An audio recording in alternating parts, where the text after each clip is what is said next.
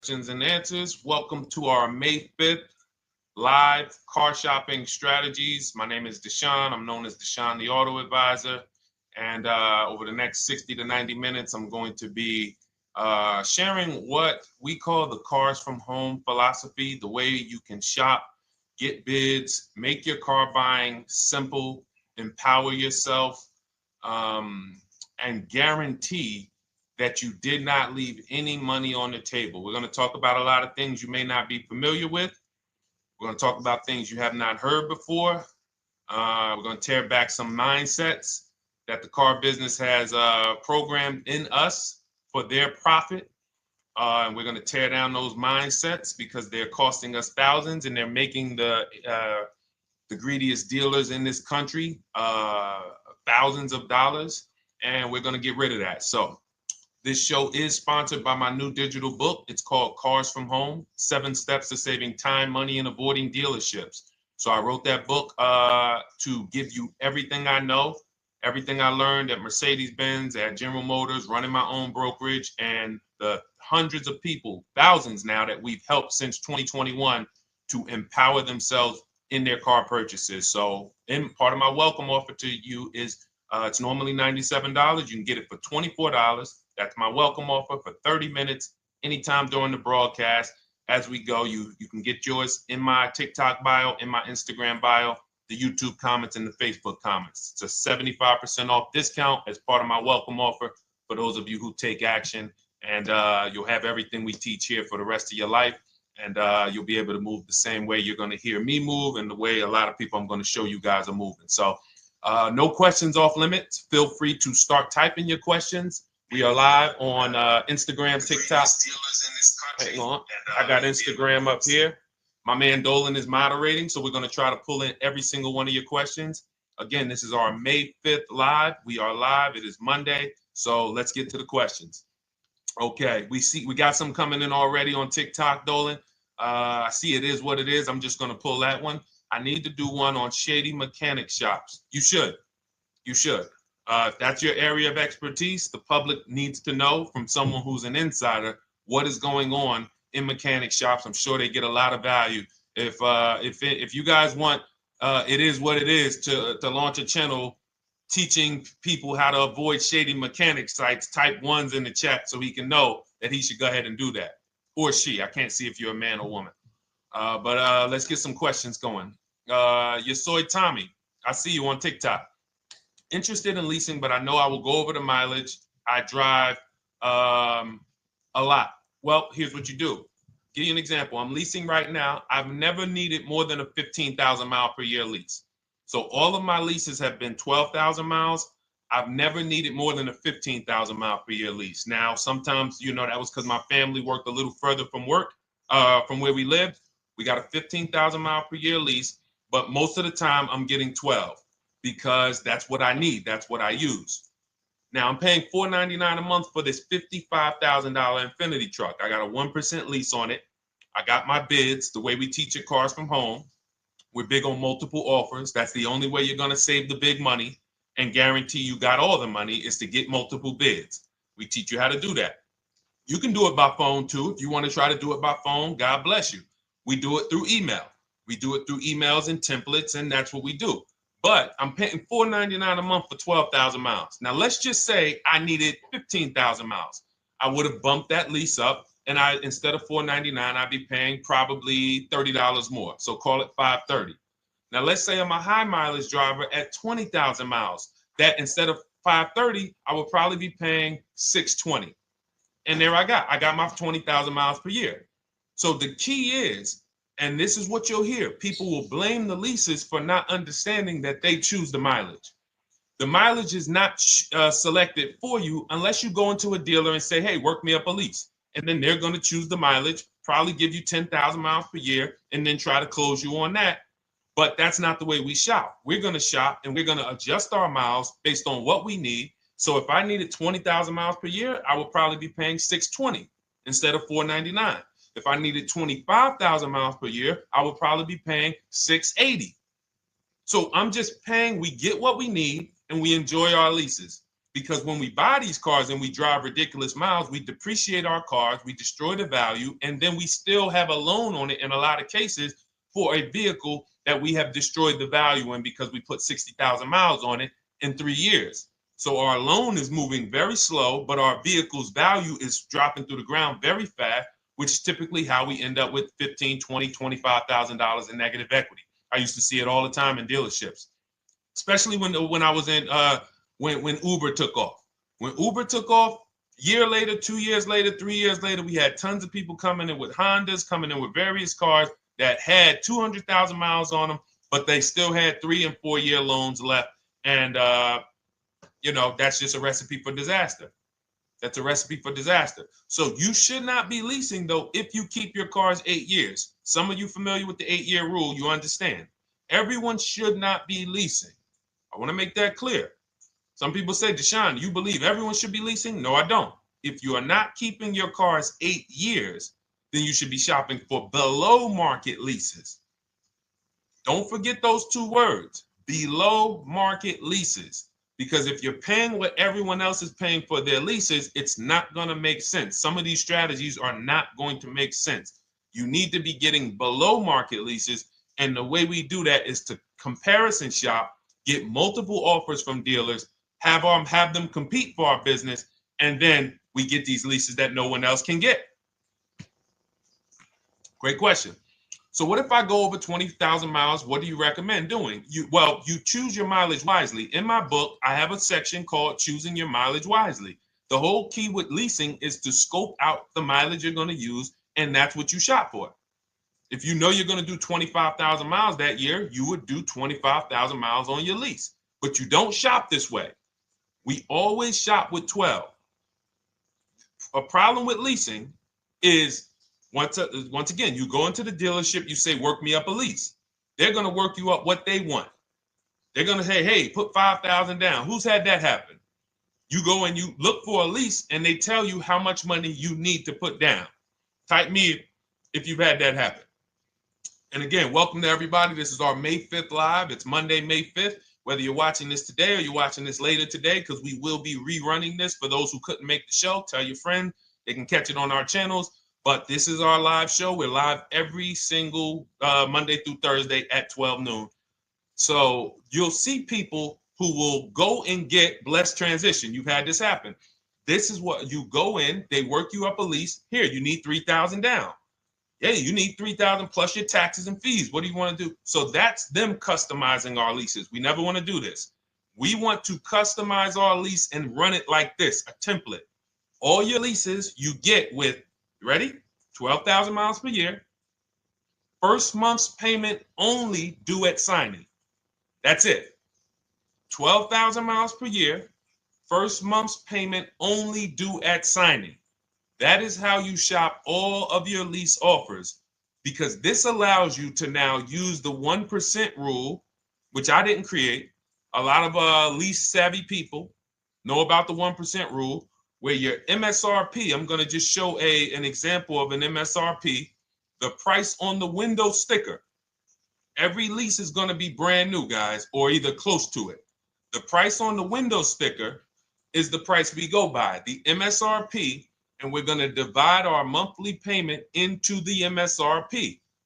And once we get that, the number, that's going to tell us if we got a 1% lease, if we got a 1.5% lease, if we got a 1.8% lease. And what we did was I created the 1.5% rule to know we were overpaying for leases. You don't have value when you lease something over 1.5%. But let's keep it to the point. The point is you're shopping all your leases, first month's payment due at signing, 12,000 miles per year, and then you're using the 1% to 1.5% rule to gauge the value. Once you find your best offer, that's when you go and you say, can you please adjust the mileage down to 10,000 because that's all I need, or up to 15,000 or 18,000. You shop your offers with 12. You find your best offer concerning what value is, 1%, 1.2%, 1.4%. You lock that up, and then you tell them, show me what the payment will be with 20,000 miles per year or 15,000 miles per year. That's going to keep you from walking into these 80% dealers which are never going to give you a below market deal. When they drop their prices, they're never going to drop low enough to beat their competition. That's why their name of the game is them keeping you from checking their competition. And then you avoid these people, you find those deals, and then you adjust the mileage with that dealer. But choosing your mileage is very important with a lease. And that's why you should take 5 minutes, 10 minutes, tally up your lifestyle over the next 3 years, and you choose your mileage that you need. Great question. Let's go, Dolan. I'm getting married today. Congratulations to Ash on Facebook, everybody. Ash is getting married today. Congratulations. May God bless you with a healthy, lifelong marriage. Hallelujah. All right. Angel on YouTube says, can I lease for 36 months, then purchase to have a lower payment instead of buying at a higher payment? Now, what he's asking or she's asking is, I want this new car, but if I buy the new car, then I'm going to have to pay for the new car, in which case it's too unaffordable. So can I lease it first and then buy the difference at the end? Yes, you can. Let's talk about why that's not that financially wise. There are signals, guys, that tell us we are looking at vehicles that are too expensive for us. Signals. Would anyone on here take a 50-year mortgage? Anybody? Anybody? We got some smart people on here. Anybody volunteering for the 50-year mortgage, ladies and gentlemen? Anybody? Come on, somebody.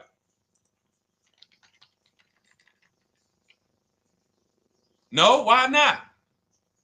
Why not? Why is everybody saying no to the 50-year mortgage? Because we know it's ingrained in us that a 50-year mortgage on a house means we can't afford that house, right? Same thing with cars. There's signals. And so when we cannot finance a brand new car and it's affordable, what should we be doing? We should be going to get a pre-owned car. That's what we should be doing.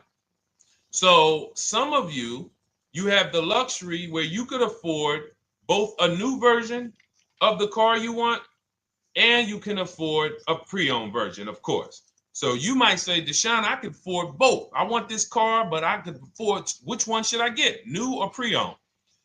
Thank you to the new gifter, Jeffrey Jones. Welcome. The Black King. Thank you so much. Gifter badges. Appreciate everyone who supports this broadcast. Thank you so much. You helped me to keep this information going. So what you're saying is, I could afford both. Which one should I get? In that case, it's a matter of your values. Do you want a brand new car? You want to treat yourself? You only get it every 10 years. So it's like, hey, I only get a new car every 10 years. I'm going to treat myself to a brand new one. Curtis Thomas, thank you for sharing. Or you might say, you know what? I want to go to value play. Even though I could afford a new one, I want to knock 20, 30, 40% off the price, and I want to get me a pre-owned version. So that's the people who could afford both. Some of you, you're like Angel, who like, I want this car, but I can't afford it new. In which case you go pre-owned, because you don't want to you don't want to lease a car 3 years, even if you get a below market lease deal, great lease payment, turn around and buy the difference, because you're typically going to need a 5 or 6 year loan for the difference. Once you get that 5 or 6 year loan, you add that to your 3 years that you leased the car, and you got 8 to 9 years of payments on the exact same car. 8 to 9 years of payments on the same car. This does not make financial sense to pay that long on a car. This is, you can't reach the reward stage where the car is paid off and you're putting money to the side for maintenance and repairs. You know, you got a paid off car, because the goal with purchasing is to get to that long-term ownership where the car is paid off. I don't owe anything on it. You know, I got a couple $100 I put to the side for maintenance and upkeep, but that's all. That car is paid off. I can keep that thing for 15 years. I can pass it down to my son, my daughter. We got an extra car in the family. That is the value of purchasing. So if you have a payment for 8 years on a car, you don't get to that stage. So that's why before I would ever recommend someone lease and then purchase the balance, I would recommend someone purchase a quality pre-owned car and get it at a below market price. Okay, does that make sense? Okay, everything that we're talking about, guys, is in my new digital book. It's called Cars from Home, 7 Steps to Saving Time, Money, and Avoiding Dealerships. Has everything we teach, because the name of the game is learning how to structure your deals. When should I lease? When should I purchase? And then once you have your structure, getting bids on everything to make sure you don't leave any money on the table. When you get bids on everything, you're never going to lose any money on your trade-in, because you didn't just get one offer on your trade-in, you got bids. You're never going to overpay for your interest rate, because you didn't get one offer on your loan, you got bids. You're never going to overpay for the new car or the used car you're buying, because you didn't get one offer on it, you got bids. And that empowers you to control the transaction. That is what we teach. That's in my new digital book, step by step. You can get your copy for 75% off, normally $97, but it's part of our welcome offer for 30 minutes. You got it in my TikTok bio, Instagram bio, YouTube comments, or the Facebook comments for $24. Okay, enjoy it, use it. All right, let's keep it going. I need to buy a car. I want to know how to buy the advertised new the new SUV vehicle for under $10,000 or even under $20,000. I don't really understand the question. Let me read it again. I need to buy a car, and I want to know how to buy the advertised new vehicle for under $10,000 or even under $20,000. Are you saying that's the discount you're looking for, or are you saying that is my budget? Please let me know. I don't quite understand. Go ahead to the next one, Dolan.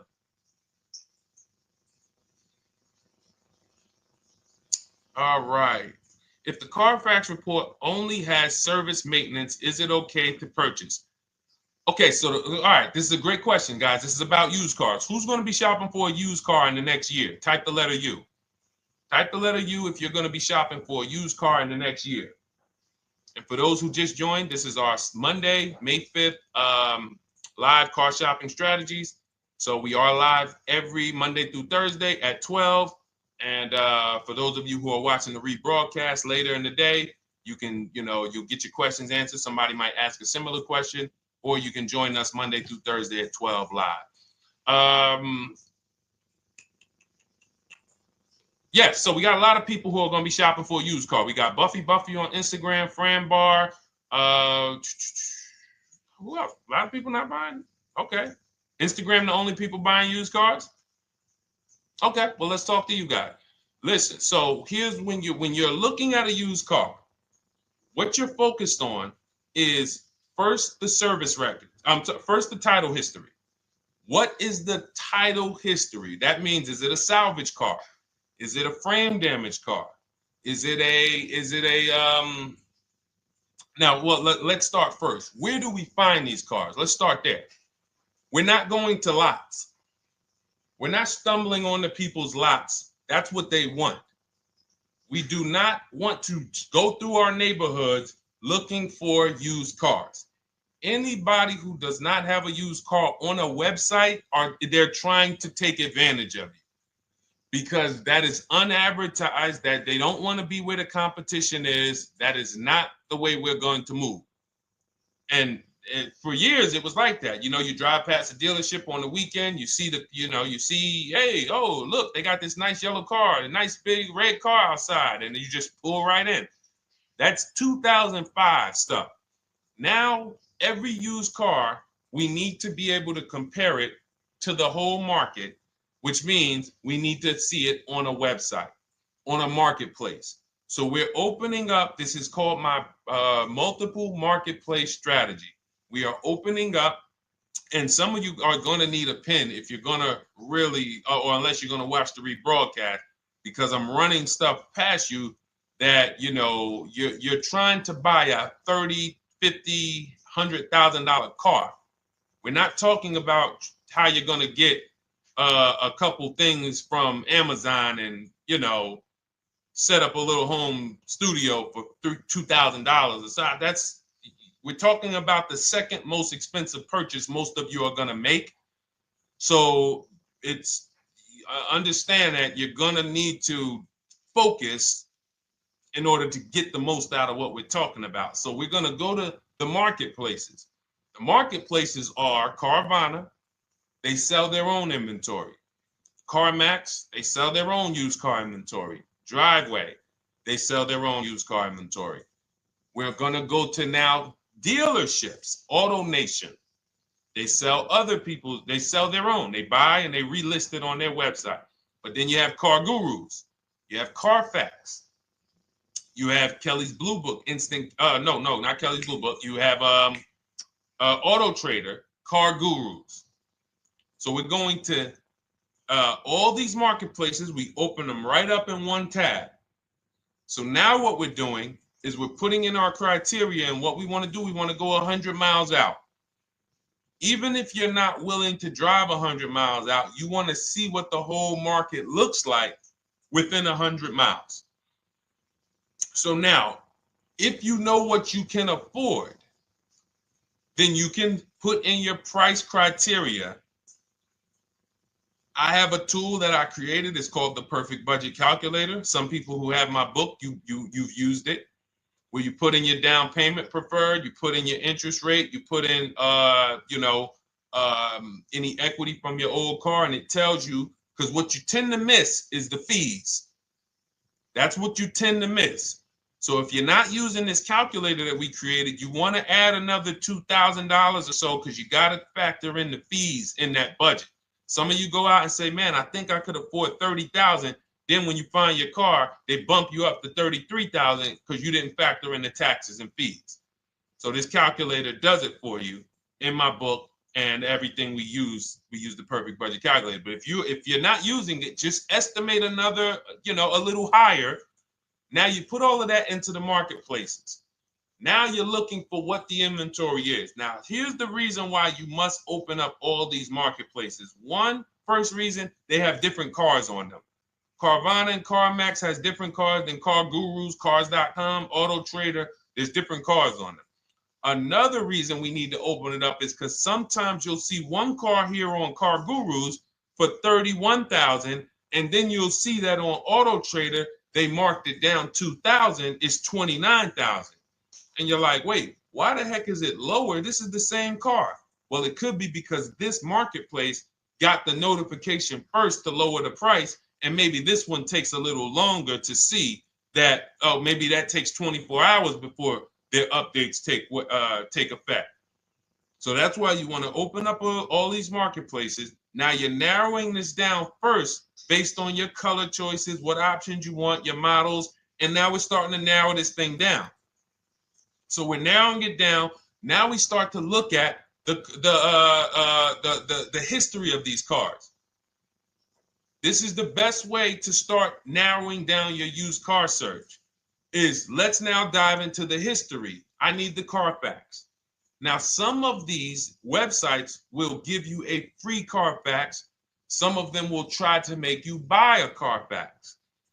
Now, I'm going to give you one of the secret strategies that we've been using for years in my book, and I'll tell you it right now. It is how we get free Carfaxes, because when we get to most vehicles, you guys, for those of you who are just meeting me, I worked in Mercedes-Benz for 5 years and General Motors for 5 years, and I ran my own brokerage. I started it in 2016, and I ran that while I worked at the car dealership. So I have a lot of experience and have seen a lot, and that's why I'm able to teach these things. I also love numbers. But one of the things that I know is almost every dealership has a contract with Carfax. So every dealership, we pay Carfax already. So what we're able to do is when we list our inventory on our websites, we're able to list the Carfax with it. We're able to provide that free of charge. But when we pay Auto Trader or Cars.com or Car Gurus, we are not able to actually push our Carfax to that marketplace. But if you come to our website and you find the vehicle on our website, most times you will find the Carfax for free. That is what we have been doing for years. So that now we have the Carfax, because the Carfax is the only way we can see those service records right now, because we've already narrowed it down based on, first thing we're doing is we're looking at title history, frame damage, salvage title, rebuilt title, total loss. That's the type of vehicle. The next thing we're doing to narrow it down, which is where many of you get in trouble, is you're looking at the service records. Skipping service records, buying used cars without seeing service records is disaster. The biggest indicator on if a vehicle was taken care of is what is on those service records. And if you can't see those service records, then I would not buy the car. Somebody say, oh, I'm changing the oil myself. If you don't have proof that you have changed the oil yourself, I cannot see it. I cannot see that you have maintenance this car, and that's a turnoff for me. Because now when you drive that car a year later, 2 years later, things start happening. You have no one to blame but yourself. Now the regret kicks in. Man, I knew I shouldn't have got this. But chances are, if you find a quality vehicle and you see service records on that previous owner's report, that's going to lead to a quality experience. Okay, so that's pretty much how the initial part of our multiple marketplace strategy. As you can see, we have this to a science. Nothing that we're doing is by chance. Nothing we're doing is on a whim. That is it. But let's go to some more questions. And I think the biggest thing I want everyone to understand so far is that we don't wing anything in this process. There's nothing, everything that I'm teaching you is going to be out of our systems. Now, some of you have different learning styles. So let's address this. Again, welcome to our May 5th, Monday, May 5th live. We're live Monday through Thursdays at 12 noon. And we rebroadcast this for those who couldn't make it. You can share this with your family. Tell them, hey, visit Deshone the Auto Advisor's channel. He did a great show earlier. He answered some questions that everyone had. You can watch the broadcast all through the rest of the day. Now, but we're live every week, but we're live right now. So now the biggest, some of your learning style is different. What we teach is we have the ultimate do-it-yourself guide. This book is rated 5 stars. Thank you to everyone who's rated it on Goodreads. Just pull it up right here. For those of you who are actually on Instagram or YouTube, TikTok, you won't be able to see this right now. But the book is rated 5 stars. We appreciate you. And this is the ultimate do-it-yourself guide, whether you're new cars, used cars, leases, bad credit, how to make banks bid for your financing, high mileage driving. It's all in there, step by step. And it's a digital book, so you don't have to wait for it. As soon as you get and hopefully you get there before the 30 minutes, so you get your copy for the $24 instead of the $97. That's our welcome offer. But that's your do-it-yourself guide. Some of you, you're a do-it-with-you person, and that's Shop with Deshone. You like videos instead of reading. You want coaching. You want support. You want a community. We have 1,600 people in our Facebook group. That's our Shop with Deshone. We've had 2,200, almost 2,300 people come before you. When you see me share people like Zafrina and like Melissa and Sheree, Ken, all of these people who are, they're showing their car deals that they got. Look, took me about 30 days. He went through, past Friday, locked down 2 vehicles, 2 Yukon 2025. Said he dropped he said, look, sold the BMW. They dropped the price down to 70 grand. So they took off like 5,200 for him. These are all people who are in the Shop with Deshone. Their learning style is they prefer videos. They prefer, coaching with me. But again, it's the same information. So I want to be clear. It's just your learning style. So if you are like Deshone, give me the blueprint and I will run this thing. That you're going to be like the people who send, like Marie. Marie just wanted to let you know she got our book. Using the book, I saved over $13,000 off MSRP. Now, here's where the feelings get hurt. And this is not my intention. But some of you have these same vehicles that you're going to see me sharing that our people get. And when you see what they paid for them and what they're getting off of them, you're going to see, wow, I did not get that. I did not get that type of discount. So all of you who have this 2025 GLC coupe fully loaded, she said they took $13,000 off MSRP. She got her bids from home, got my payment to be hundreds lower per month, maintenance included, no money down. We are masters at no money down deals. You should not be putting money into these cars unless you intend to keep them for 10 years and you got a great price already. You got a huge discount already. You should not be putting money into these cars. I have never done more than $1,500 out of my pocket for any lease. And when my car that I bought, I put money down on that because I bought it to keep it. But everything else, we are shopping with no money down. So you're going to see that a lot. So again, depending on your learning style, you can head to my bios and to the comment sections, open the Cars from Home Toolkit, Shop with Deshone might be right for you. I don't care how you get the information as long as you are saving the money. I don't care. If you could do it with a $24 book, do it with the book. I would rather you say, man, this guy Deshone helped me. I bought his book. I got it on the sale because he did the welcome offer for $24. And man, I done got 4, 5, 6 cars using this thing. And all I paid was $24. Congratulations. I will celebrate that. I wish that for everyone, but that's not everyone's learning style. So, okay, Dolan, let's keep it going. I'm sure we got a lot more questions coming in. Molly from Facebook, great to see you. Needed to be here. Well, I'm glad. I just ordered a new vehicle last week, expected to arrive in 3 months. I need a breakdown of how to get out if the options they want, get out of the options they want to the MSRP. Well, first of all, what you want to do is you want to get bids now. You do not want to wait. Those of you, she's ordered a car. She's scheduled to be here in 3 months, and she has not locked in her pricing. Now, the reason when we order a car, we are always getting our bids first because the closer your car comes to arrival, the less leverage you have. They know once that car comes in there, she's been waiting for 3 months. She is not going to want to walk away from this car. She is not going to want to do this all over again. And they're going to probably take a shot and say, or if you look for a discount at that point, you probably are going to be like, no, I'm sorry, we can't give it to you. So what we're going to do is we have to now send that request out. Now, there's 2 ways for you guys to do this, whether you're leasing or purchasing new cars. 2 ways for you to do this. You can do it your way, which is calling around. Calling around, not going into dealers, calling around, ask for sales managers, try to get yourself at least 5 offers. Because the only way you're going to see how overpriced the offers are is to actually get multiple offers. So I'll give you an example.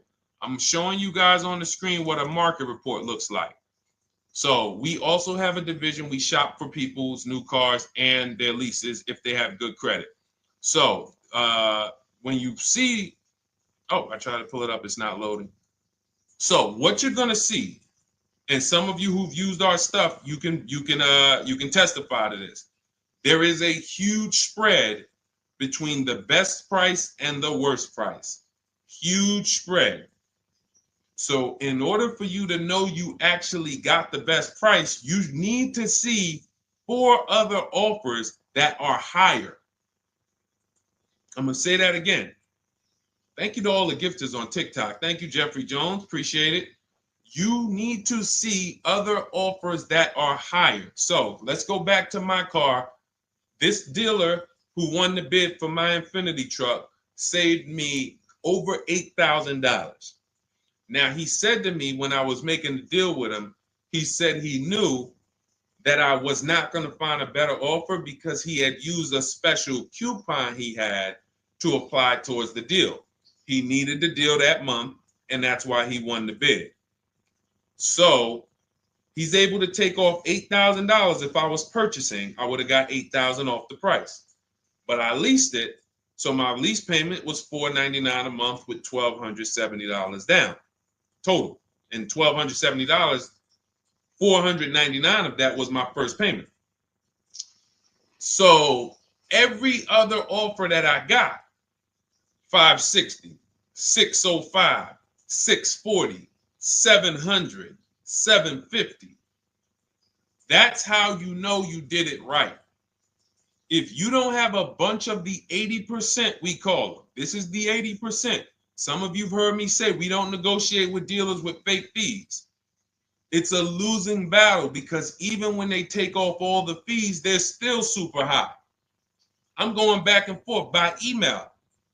So if you're using what we teach, you're taking minutes out of your day. You're going back and forth with email. We close deals in 60 to 90 minutes. I'm not inviting anyone to car college. 60 to 90 minutes of emails back and forth. Next thing you know, we're closing a deal.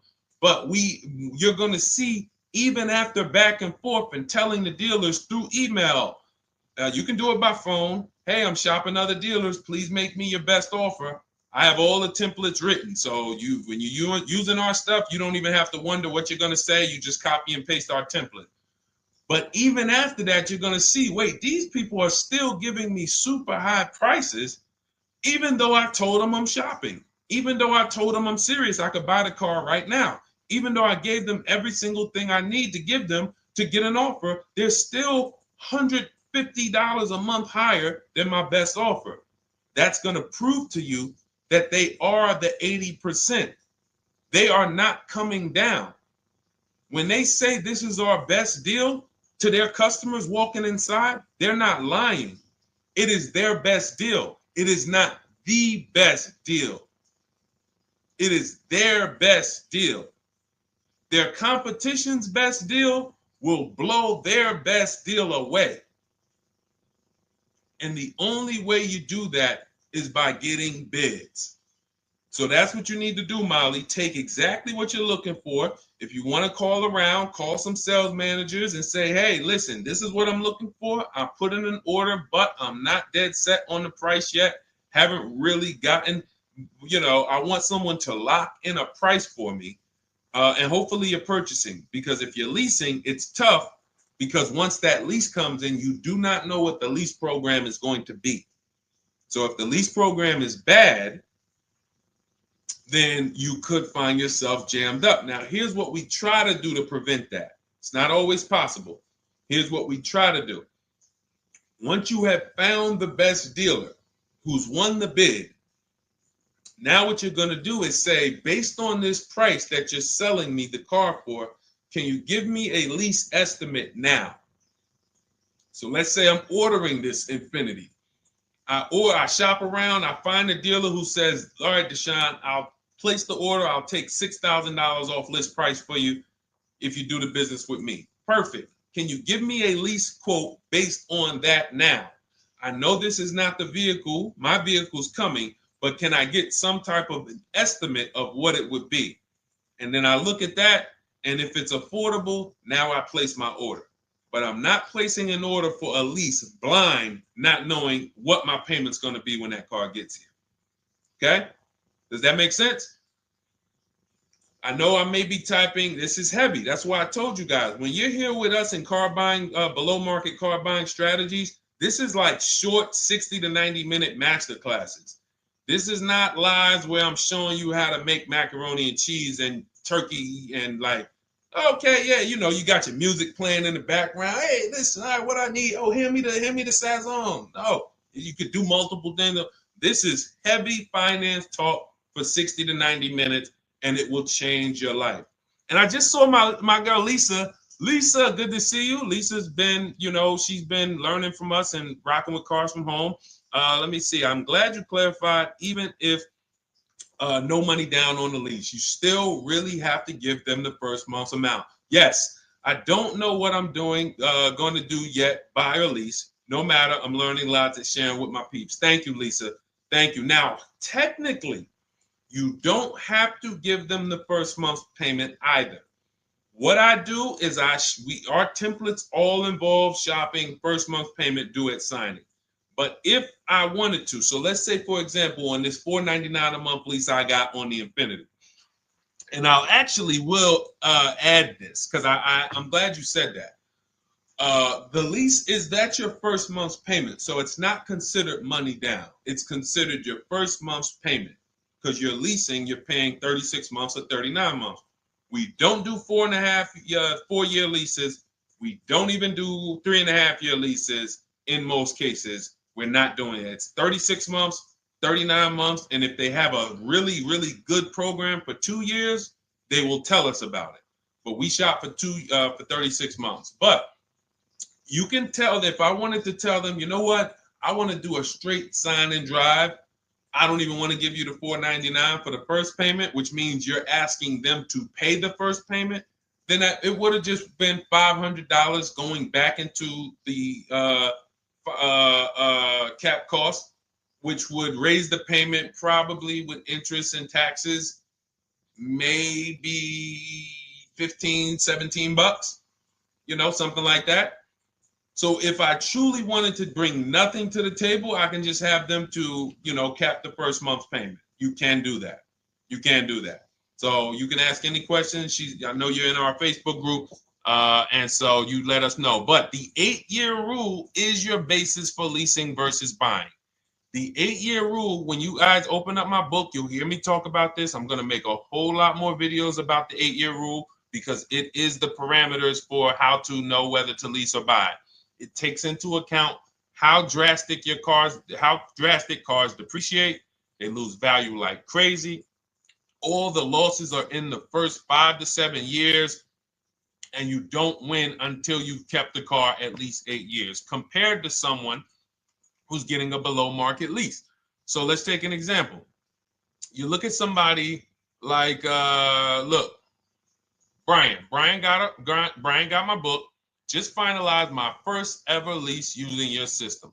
2025 HRV Sport all-wheel drive, $30,000, $505 MSRP. So this is a $31,000 vehicle almost, and he got it for $395 a month, which is a 1.2% lease, no money down.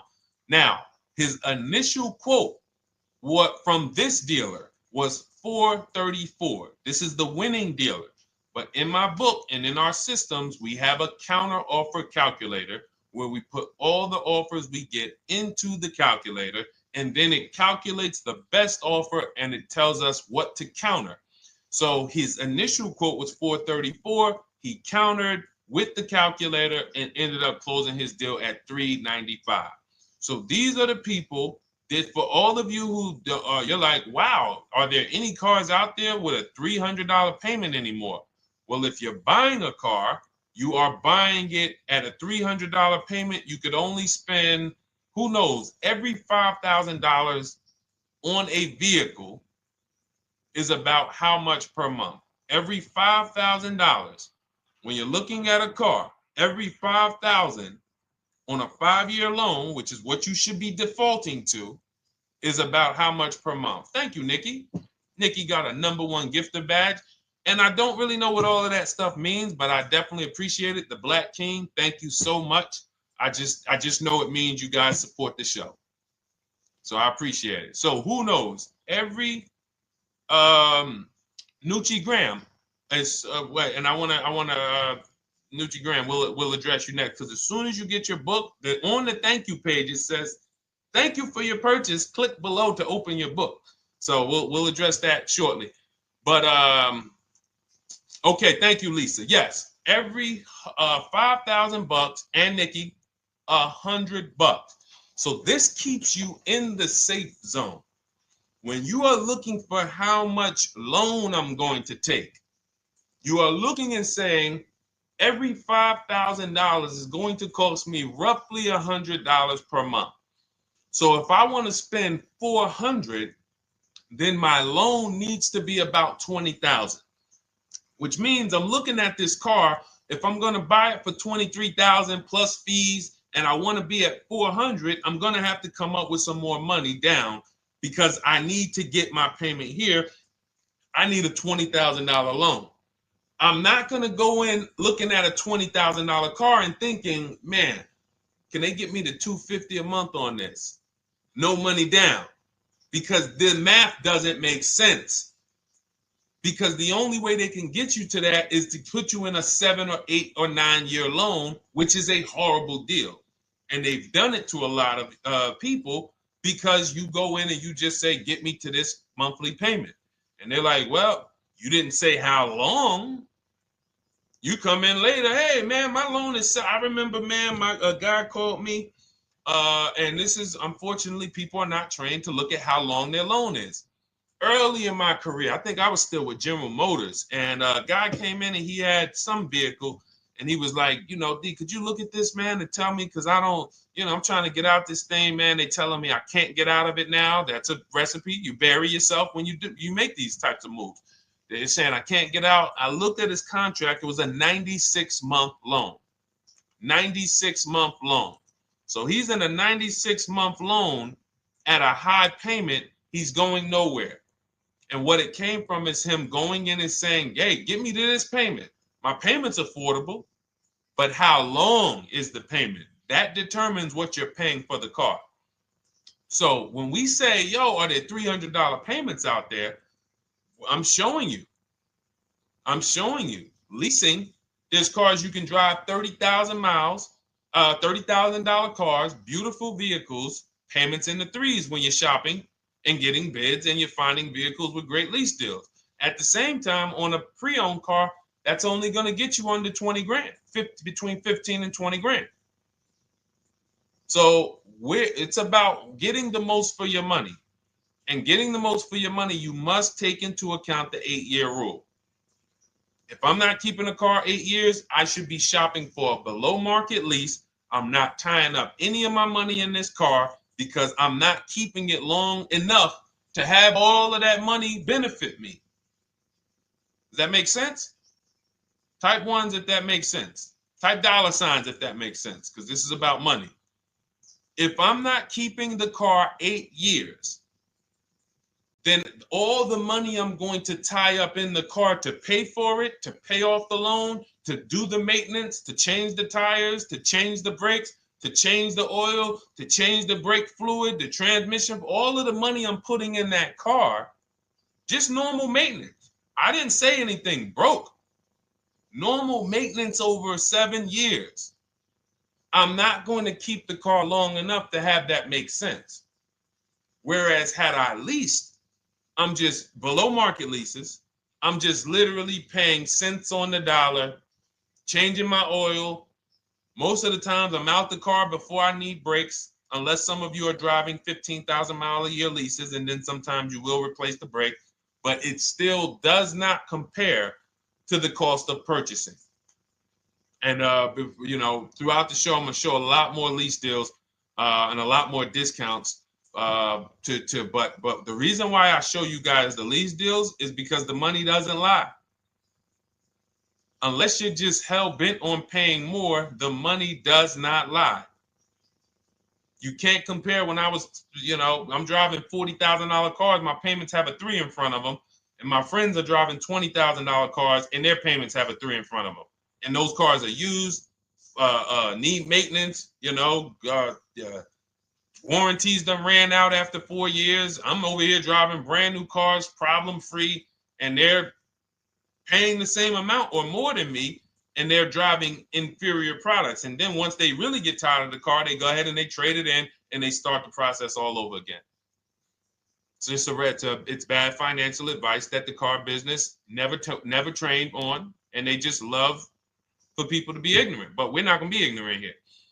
All right, Dolan, let's keep it going. By the way, all of you who just joined, this is our Monday, May 5th live. We are live every Monday through Thursday at noon. So for those of you who may be watching the rebroadcast, we rebroadcast the show all through the day.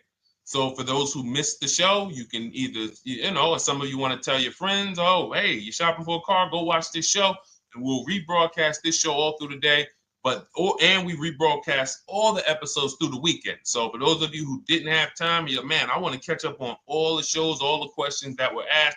We'll rebroadcast those through the weekend. But we are live every Monday through Thursday between 12 and usually 1:30. You can have your friends and family tap in. You can bring your questions, and we try to get to as many as we can. All right, Dolan, let's keep it moving. Let's get to some more. What are the companies for loans? Well, there's a lot of them. First thing you want to do is, so we teach something called the bank bidding war. This is a question, because here's my question to you guys. Where do you get your car loans from? Here's my question to you. And I'm going to tell you how we should change the answer, because I know what some of your answers are going to be. Where do you get your car loan from? Some of you are going to say my bank. Some of you are going to say the credit union. Some of you are going to say the dealership. But all of those are not the answers we want to go with anymore. Here's the answer. You got it, Nikki. I love Nikki. Whoever gives me the best rate. That is going to be the answer moving forward. If you're using what we're teaching, that's your answer. Whoever gives me the best rate. What, in other words, whoever wins the bid.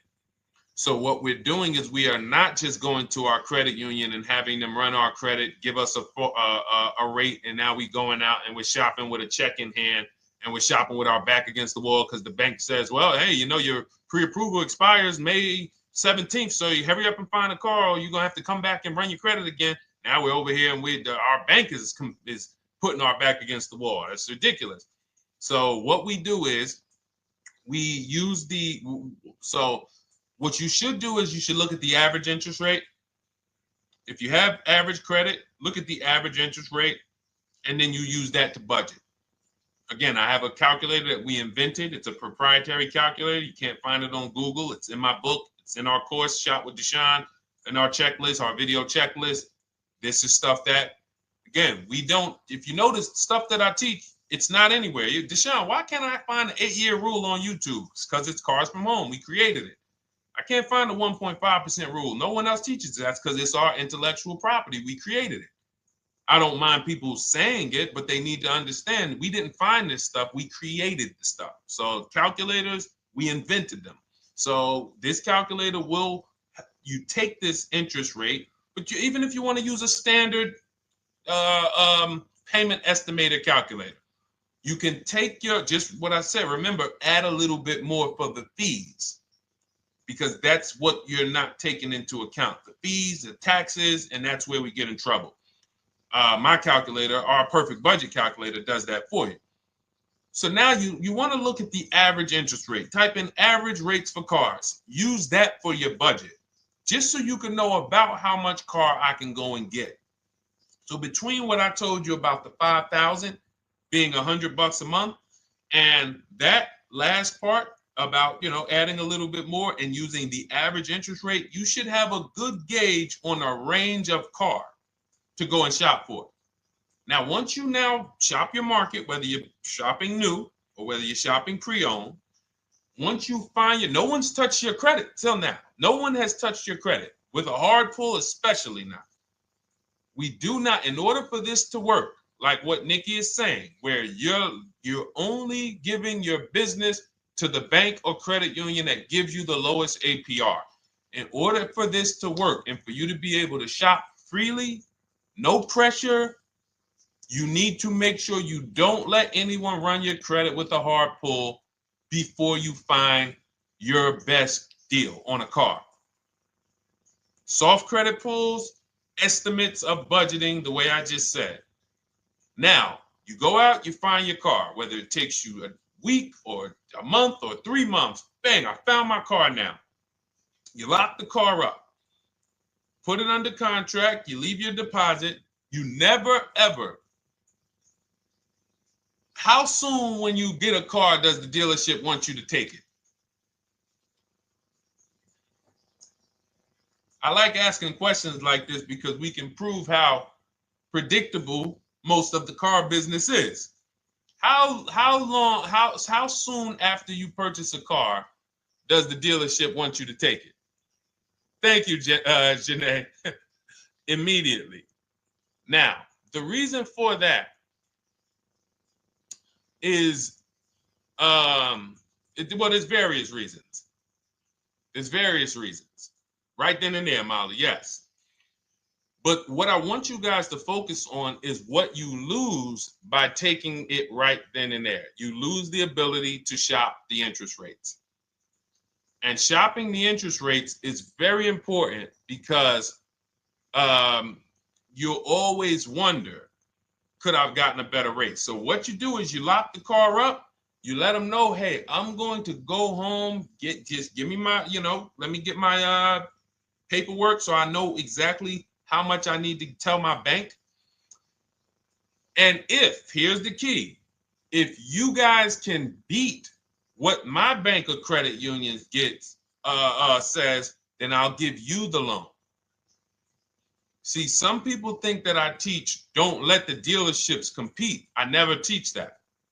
What I teach is don't let the dealerships be your first offer ever.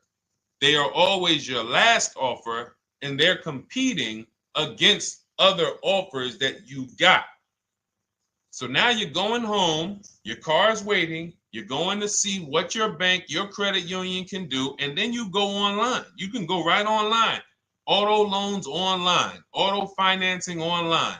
Let all of these banks and credit unions access your credit now with the hard pull, because there is an article that Experian did, and you can find it on almost any credit bureau, wrote an article on rate shopping.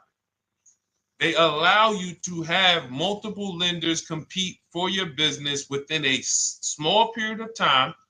They say the window is 14 to 45 days. So if the window is 14 to 45 days, how quick do y'all think I want you to do it?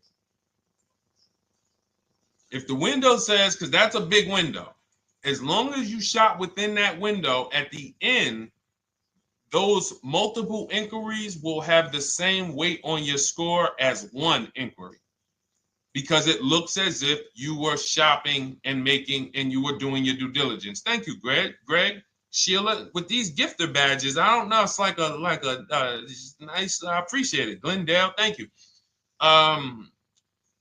So with these, when these banks are competing, what you're trying to do is say, everyone here on my end, we call this the bank bidding war. This is round two. Round two is you are bringing your car home. I'm sorry, you are at home. You're going online. You're calling your bank. You're calling your credit union. If you have one, you're going online. This will take you literally one day, not even. This maybe take you an hour. Because if they say that the window to shop is between 14 and 45 days, I want you to do it in 24 hours. We want all the competition in 24 hours. Because that guarantees we are way within the window. They're going to look and see, wow, this person bought a car. They had multiple lenders competing in a small period of time. They're not out here just letting people run their credit over, every week. Some new banks running their credit. So now you call the dealership afterwards. You say, hey, the best offer I got was from such and such credit union or such and such bank. If you guys can beat it, I'll give you the business. You allow the dealer to now shop you to their banks. In which case, they're going to call you and say, hey, good news, we got you a better rate. Or, hey, good news, we couldn't beat the rate, but we can match it. In which case, they save you the time, they save you the paperwork. Or they're going to say, hey, listen, that's a great rate you got. We can't beat that. None of my banks can beat it. And in which case, we guarantee all around we got the best rate, which is the goal we're looking for. As Nikki said, I'm only giving my business to who gave me the best rate. That is the bank bidding war. So when you get your digital book, Cars from Home, you'll get that in writing. We also have it in our Shop with Deshone video checklist for those of you who are more do-it-with-me types. Again, we're all about your learning style. And some of you just like, Deshone, I see you. Can you shop for us? What are these? I'm seeing a lot of you guys shop for people, new cars, new cars, leases only. And you have to have good credit. Your FICO scores need to be over 670, all of them. But if you don't, again, same result. We've been helping people get these results since 2021. And again, I am all about speed. These are short videos. The book is boom, action steps, action, action, action, action. I'm not trying to teach you everything about cars. I'm trying to walk you through a path, a 7-step path to get to the result you want all the time. Okay, I'm not taking you to car college. You're not going into the car business. You just need to know how to get the best deal. And that's what it's about, step by step. Okay, but for those of you who are just coming on, this whole show is sponsored by my new digital book. It's called Cars from Home, 7 Steps to Saving Time, Money, and Avoiding Dealerships. It's a digital book. Everything we teach about new cars, used cars, leases, below market financing, high mileage driving tips, bad credit tips for those of you who have your credit is not going to qualify you for everything else we're talking about. You need specific strategy. We have that specifically for people with bad credit inside my book and inside Shop with Deshone. So that's why I never believe in one size fits all car buying advice, because all of you are in different situations. So how does somebody look saying, you all should do this? We're all in a different situation. I have a trade-in, he doesn't. He has a lease that's coming due, he doesn't. Oh, he has a lease that's coming due, he has equity in it, we need to help him get that equity out. He has a lease, it has an equity, but it has a third-party restriction. We can't talk to people the same.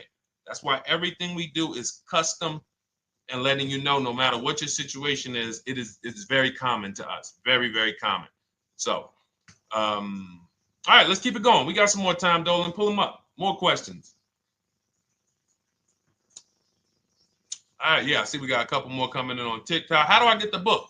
Well, the book is in my TikTok bio. In my Instagram bio, there's a website there. It's Cars from Home Toolkit. And then you'll see the welcome special for $24. So the book is normally $97, but as part of our welcome special, you got 30 minutes to get yours for $24. So you won't pay the $94. You get 75% off. We also have a link for you guys on Facebook and YouTube in the comment section so you can get your copy. And if you're going to spend a couple more minutes with us, I would appreciate if you share the broadcast with one person that you care about. So that can help,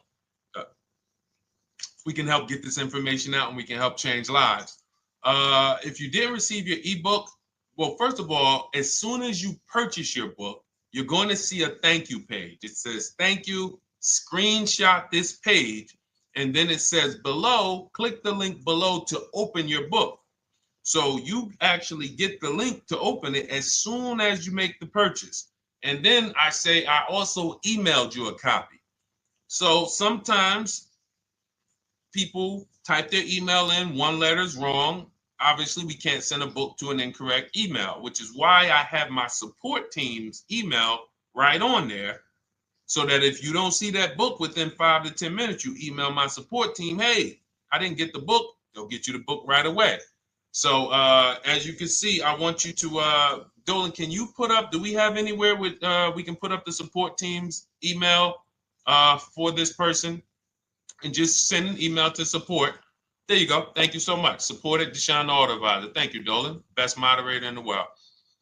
All right, so shoot them an email. Just let them know. Give them your first and last name, and they'll check the record, make sure that we have a purchase from you, and they'll send you your book right away so you can dig right into it.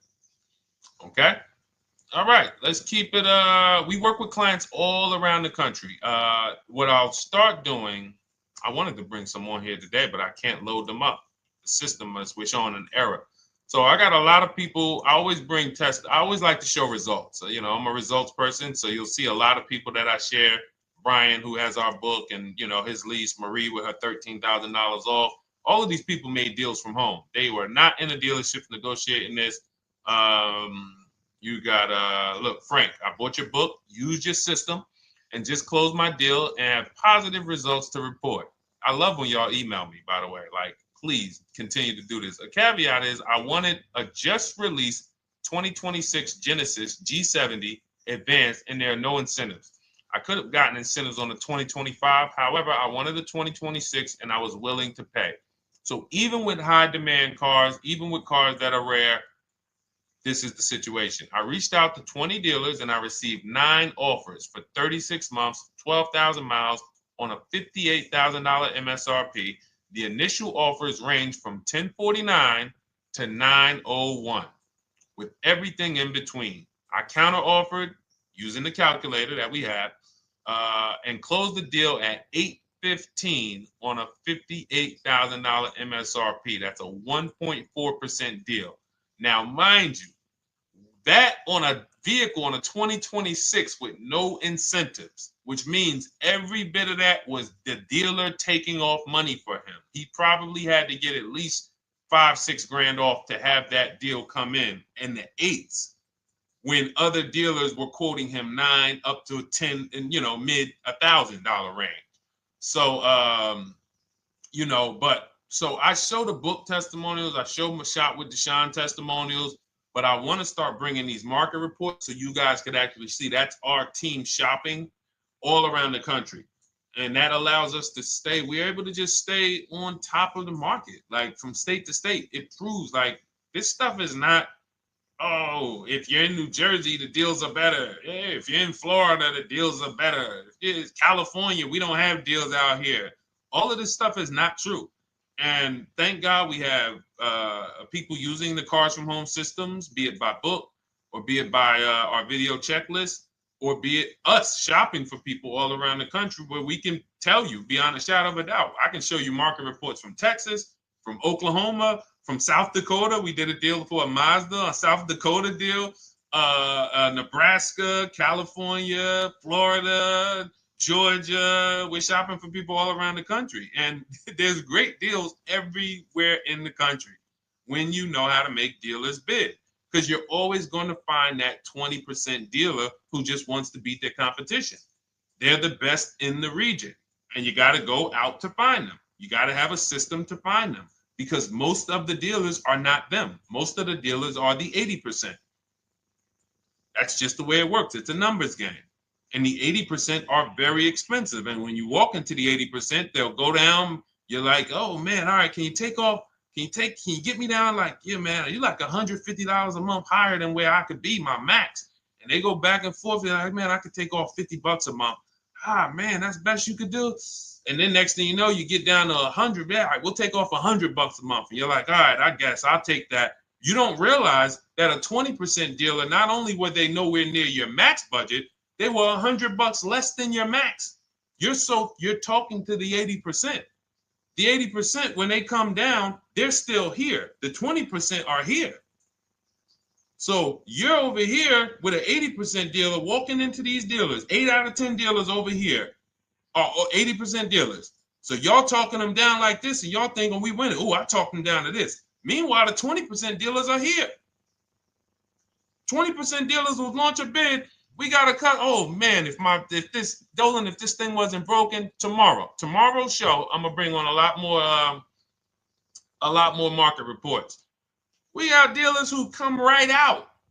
We getting offers 700, 790, 820. Dealer come right out 650. Boom, blow everybody away. Like, oh, let's go. We got a winner. Looks like we got a winner here. That's it. And then it becomes fun. As you can see, this is fun for us. When you change the way we shop, you shop and you start to you're going to be the prize. You're going to be the prize. So anyway, let's keep it moving. For those of you who have gotten your book, I look forward to you using it, empowering yourself, having these same results. For those who didn't know about the book, it is a digital book. You can get your copy for 75% off for 30 minutes in my TikTok bio, my Instagram bio, the YouTube comments, and the Facebook comment. And for those of you who've been on and you still don't quite trust us, you want to get started with maybe some free advice, go grab our cheat sheets. We have our free cheat sheets in my Cars from Home toolkit, totally free. Test us. Look at the cheat sheets, look at the strategies, look at the emails I'm going to send, guiding. Like I don't play around. So if you want to just say, test out, let me hear some free advice, start with our cheat sheets. All right. Yes, I'd actually answered that when I read that comment, Dolan, on TikTok about do we work with clients in New Jersey and New York? Well, yes. When it comes to shopping done for you, if you open the Cars from Home toolkit and you're like, Deshone, I just want to relax at home. You guys go shop the market for me. If you have good credit, FICO scores over 670, and you have and you're shopping for a new car or a lease, you can book a call with us and we can see if we can help you.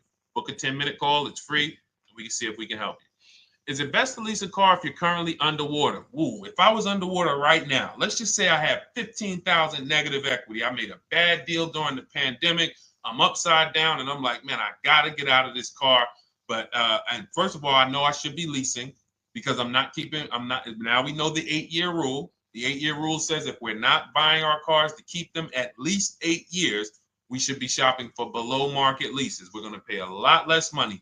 Below market leases, not normal leases. Very important.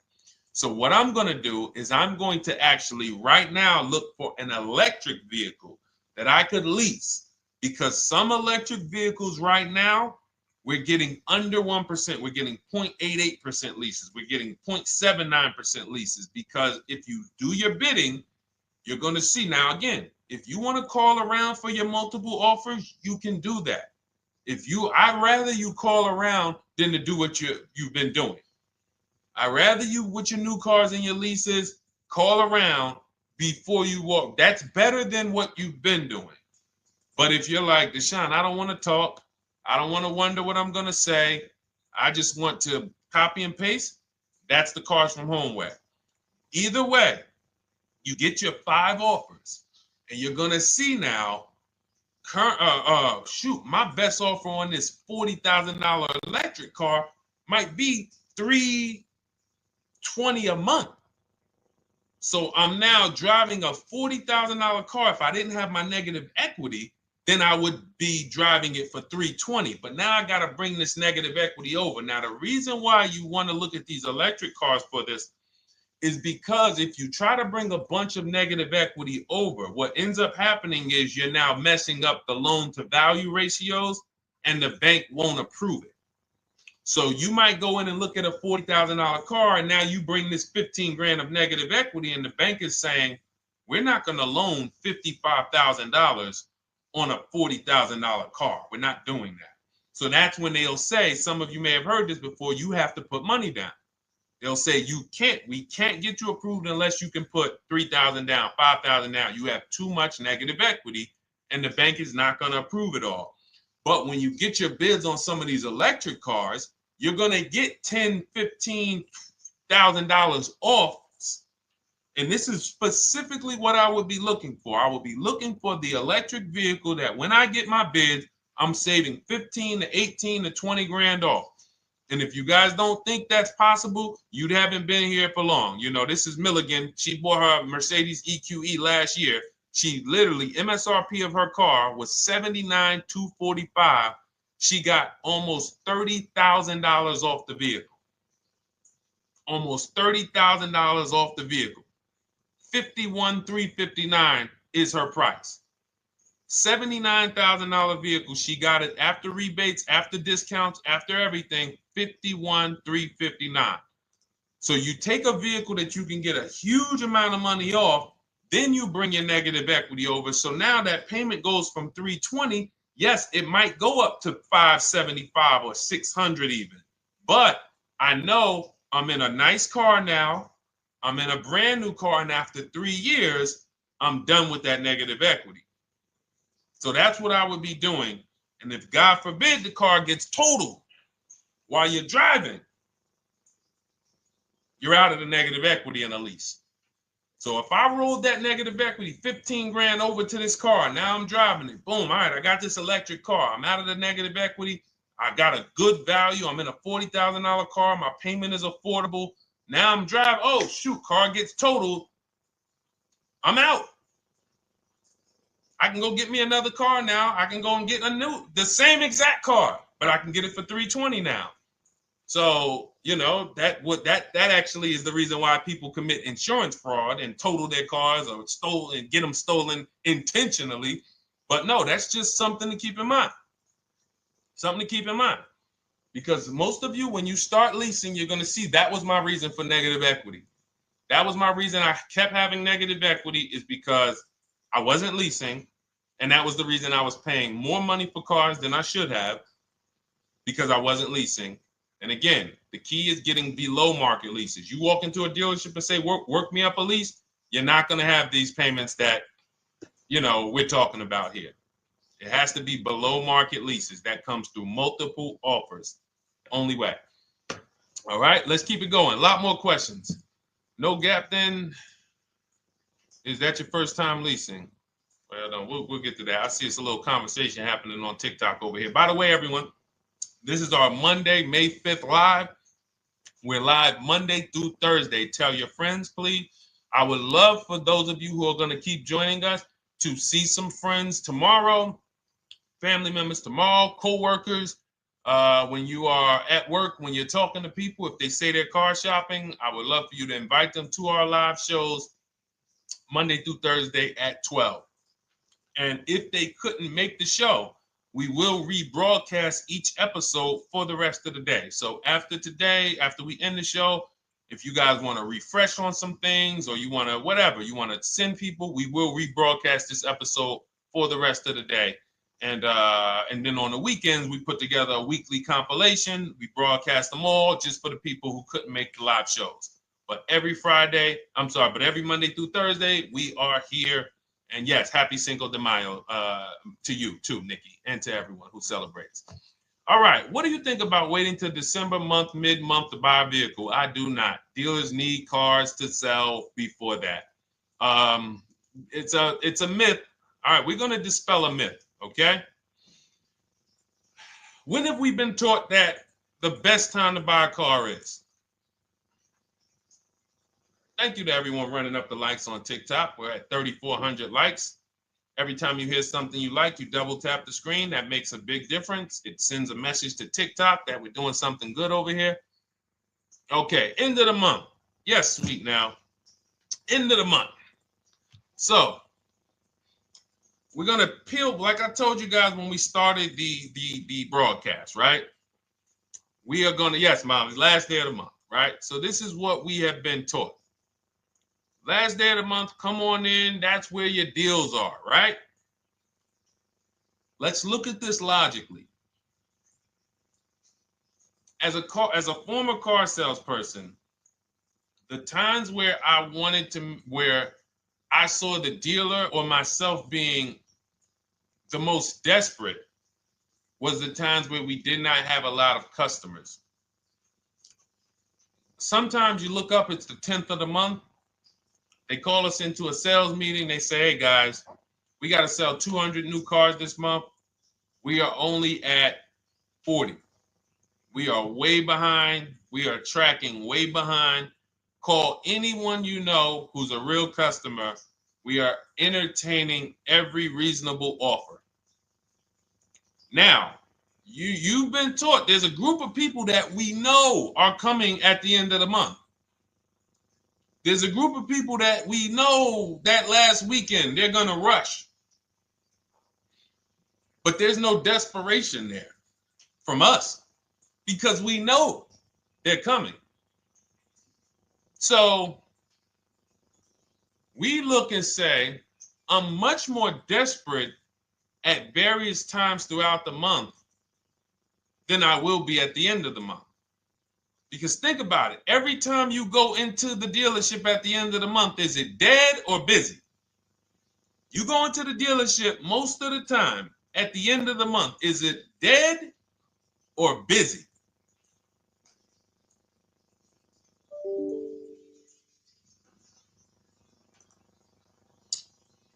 Thank you. It's a zoo.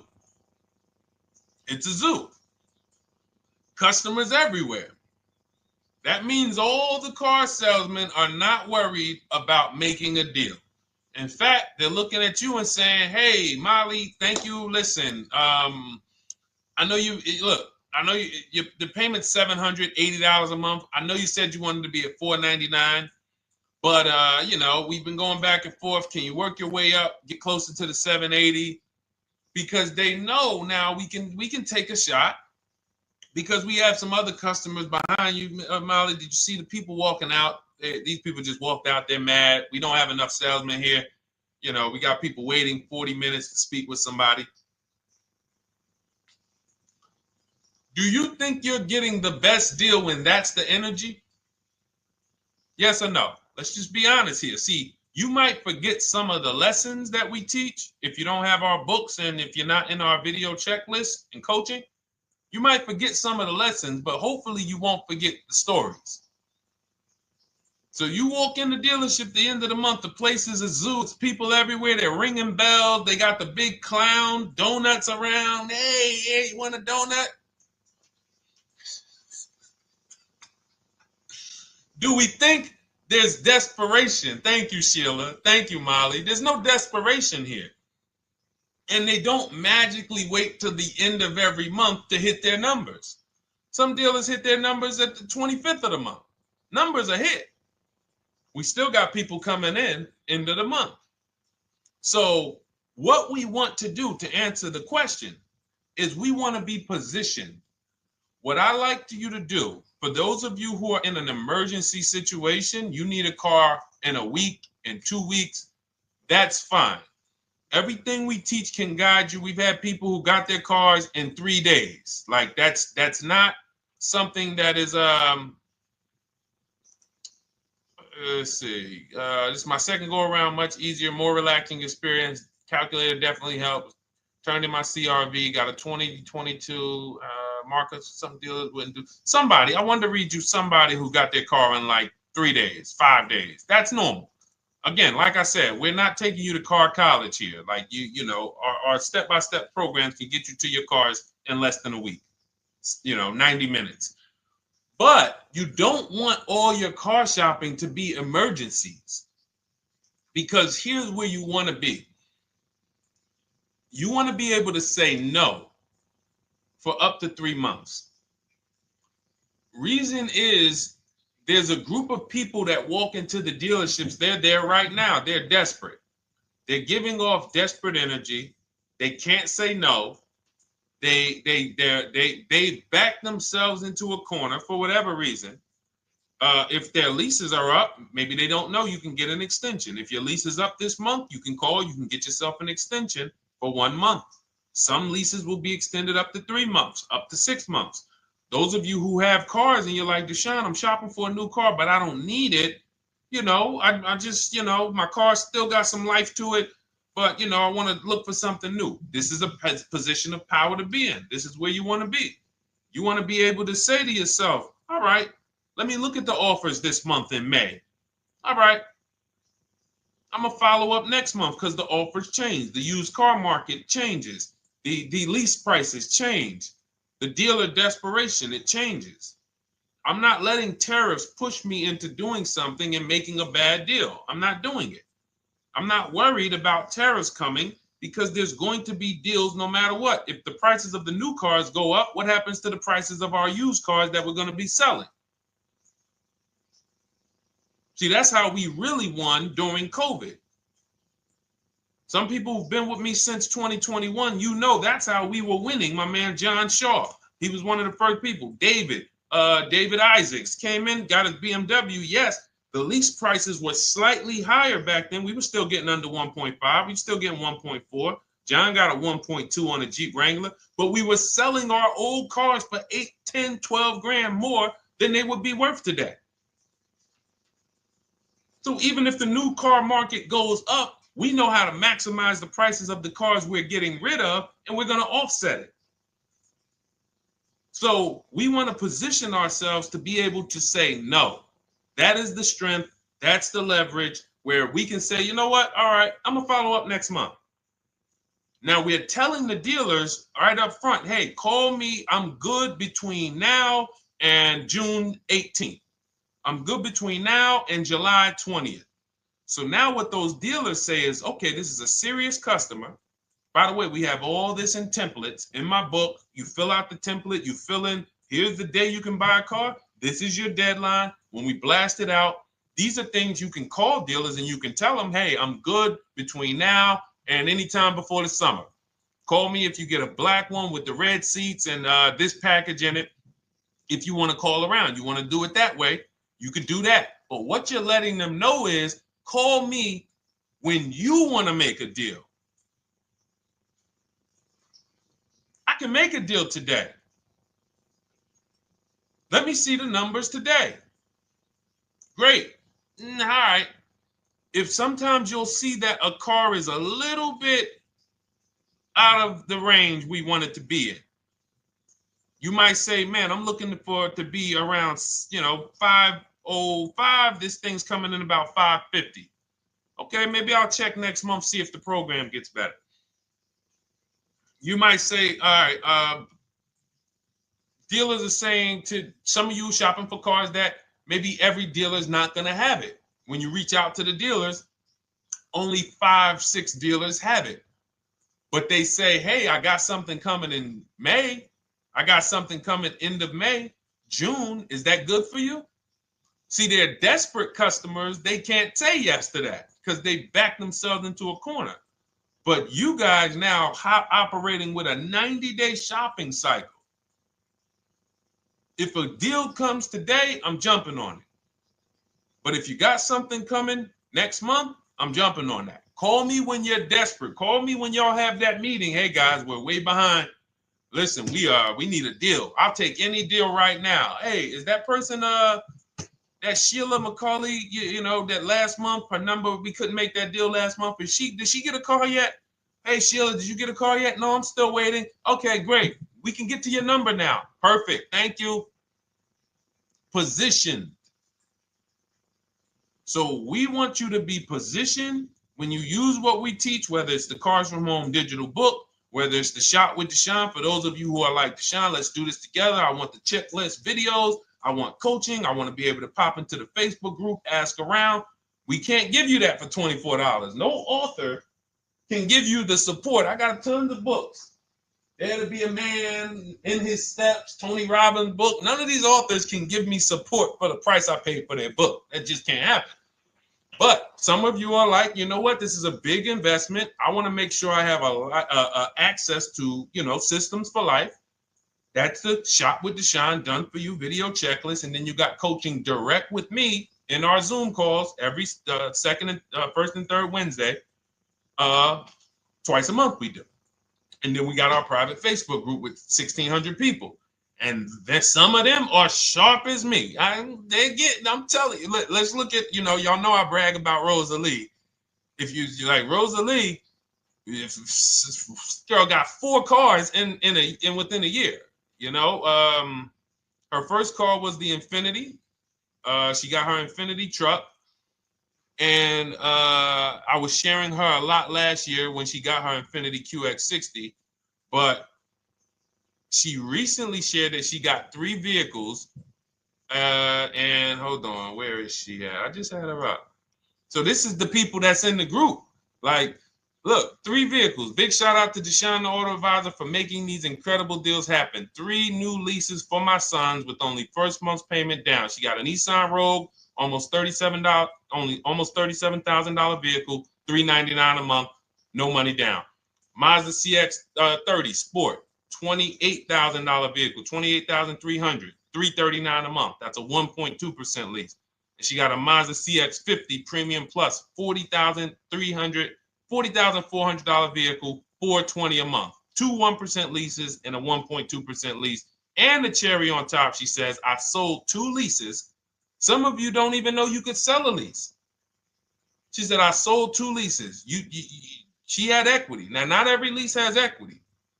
But if 8 out of 10 leases don't have equity, then 2 out of 10 do. So if you've just been dropping your leases off at the dealership, hey, here's my old lease. Let me get the new one. Hey, here's my old lease. And you have not assessed the equity. Could there be equity in it? Imagine how much money you've left on the table. Imagine how much, wow, I didn't even know you could sell leases. She sold 2 leases, 2 2021 Elantras, walked away with $6,737 in equity. Deshone, I could not have done this without you. Your program is a game changer. So this is what we want.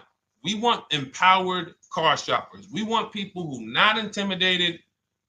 I don't care what this market does, whether I need a new car, used car, whether I got bad credit, whether I'm a high mileage driver, it does not matter. We have strategies to make sure you are going to win in this market or any market. Does not matter. Okay? So, for those of you who don't know, the whole show was sponsored by my new digital book. It's called Cars from Home, 7 Steps to Saving Time, Money, and Avoiding Dealerships. It's 5-star rated. Thank you to everyone who's rated it, reviewed it. It has everything we teach in a step-by-step format. It's normally $97, but as part of our welcome offer, you can get yours for $24 in my TikTok bio, in my Instagram bio. Click that website. It's the carsfromhometoolkit.com. Or we have a link for you guys in the YouTube comments, in the Facebook comments, and you just click the $24 welcome offer, good for 30 minutes. And for those of you who have different learning styles, or if you just want some free advice, we have some links in there for you as well. Whether you are a do-it-yourself type, whether you are do-it-with-me type Deshone, or whether Deshone, I think I qualify for that done-for-you shopping, where I can relax at home and you guys go do that work. Or like I said, you want the free advice, just start with our cheat sheets and you can go from there. Whatever is right for you, you get it done. We just want to move you from anxiety, from, oh, I don't know what to say, from watching people online who call dealers and negotiate. Hey, take off $5,000 so I can have a viral video. And now you're talking to an 80% dealer. So the 80% dealer has the $5,000 to take off. So you look like, hey, yeah, see, I just got them to take off $5,000. We don't negotiate with dealers with fake fees.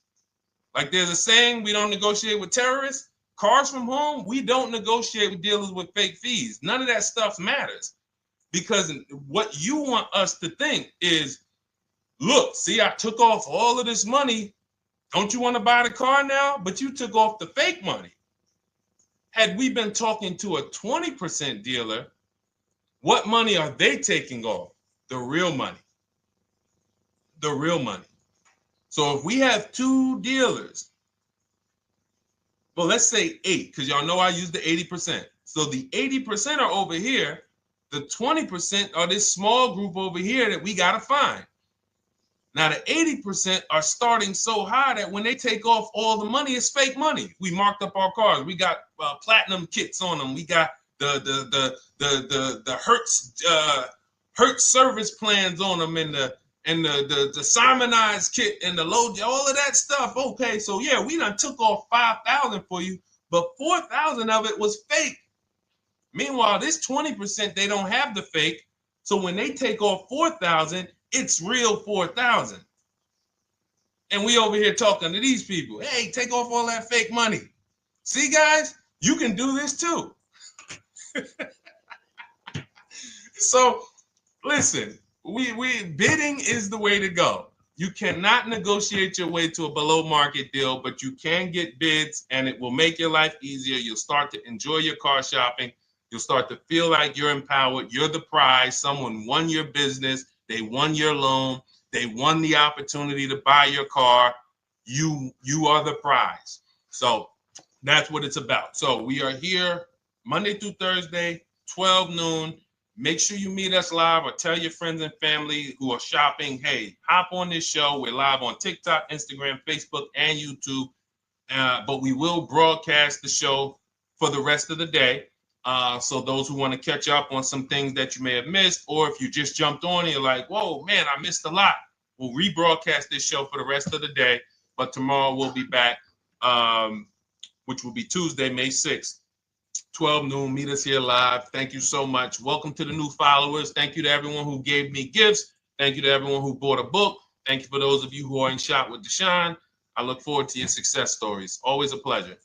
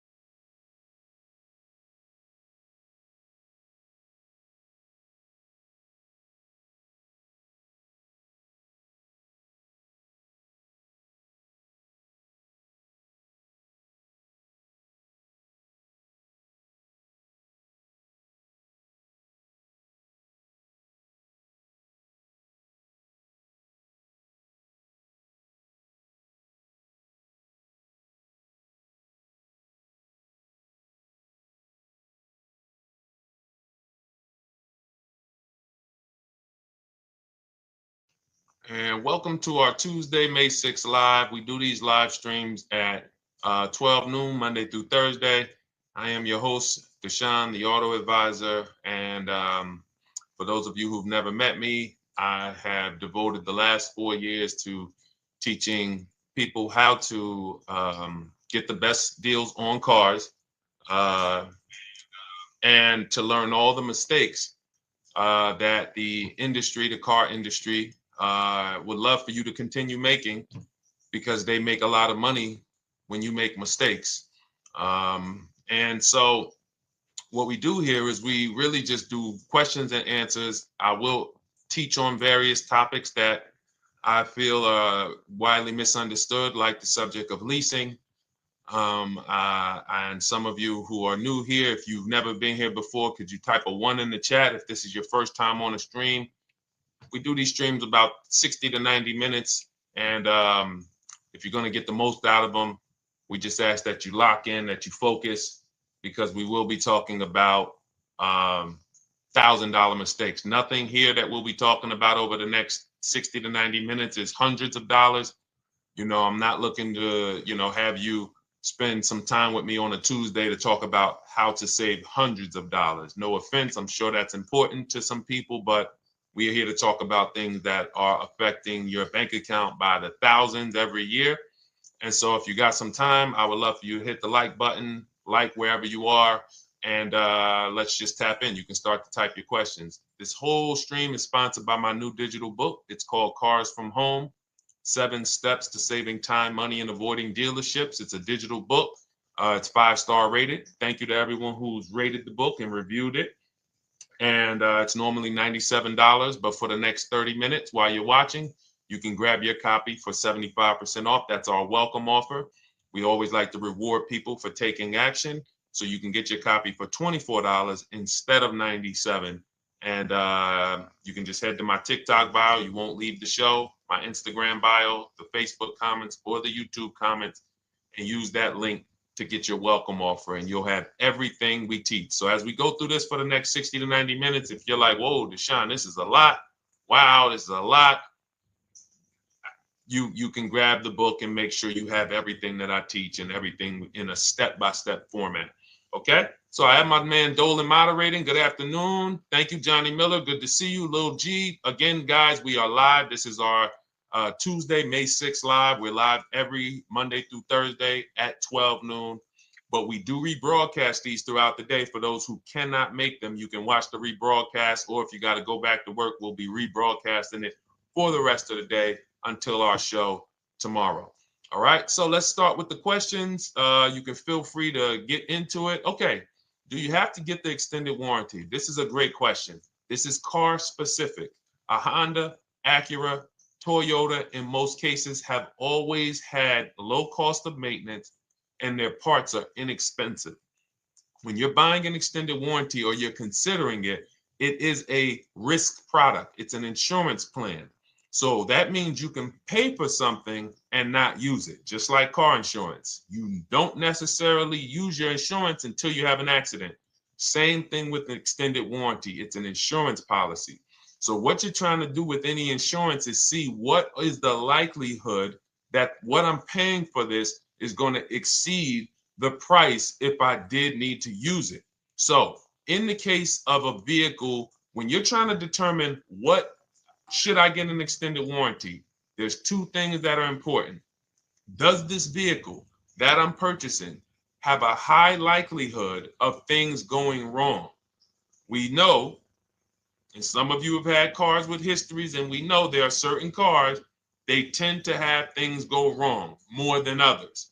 And what I like to do is go right to Google and type in repair cost, because this is the second item that we are looking at. We're looking at average repair cost. So if you're buying a 2010, a 2015 Nissan Altima, 2018, Hyundai Sonata, you go right to Google, you type in 2018 Hyundai Sonata average repair cost.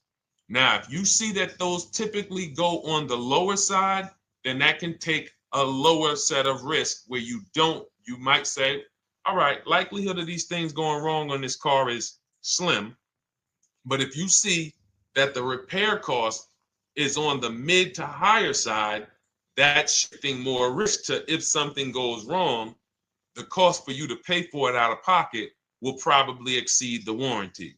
So when I work for Mercedes-Benz, who's new here? Type a 1 in the chat if this is your first time on a stream with us. First time you've ever been here, type a 1 in the chat. First time. What's up, William? What's up, DJ Ant Nice? Good to see you. Maggie, good to see you. Enrique, good to see you. Miko, good to see you. Tetra Washington, good to see you. Jan, good to see you. Claire Clairvoyant, good name.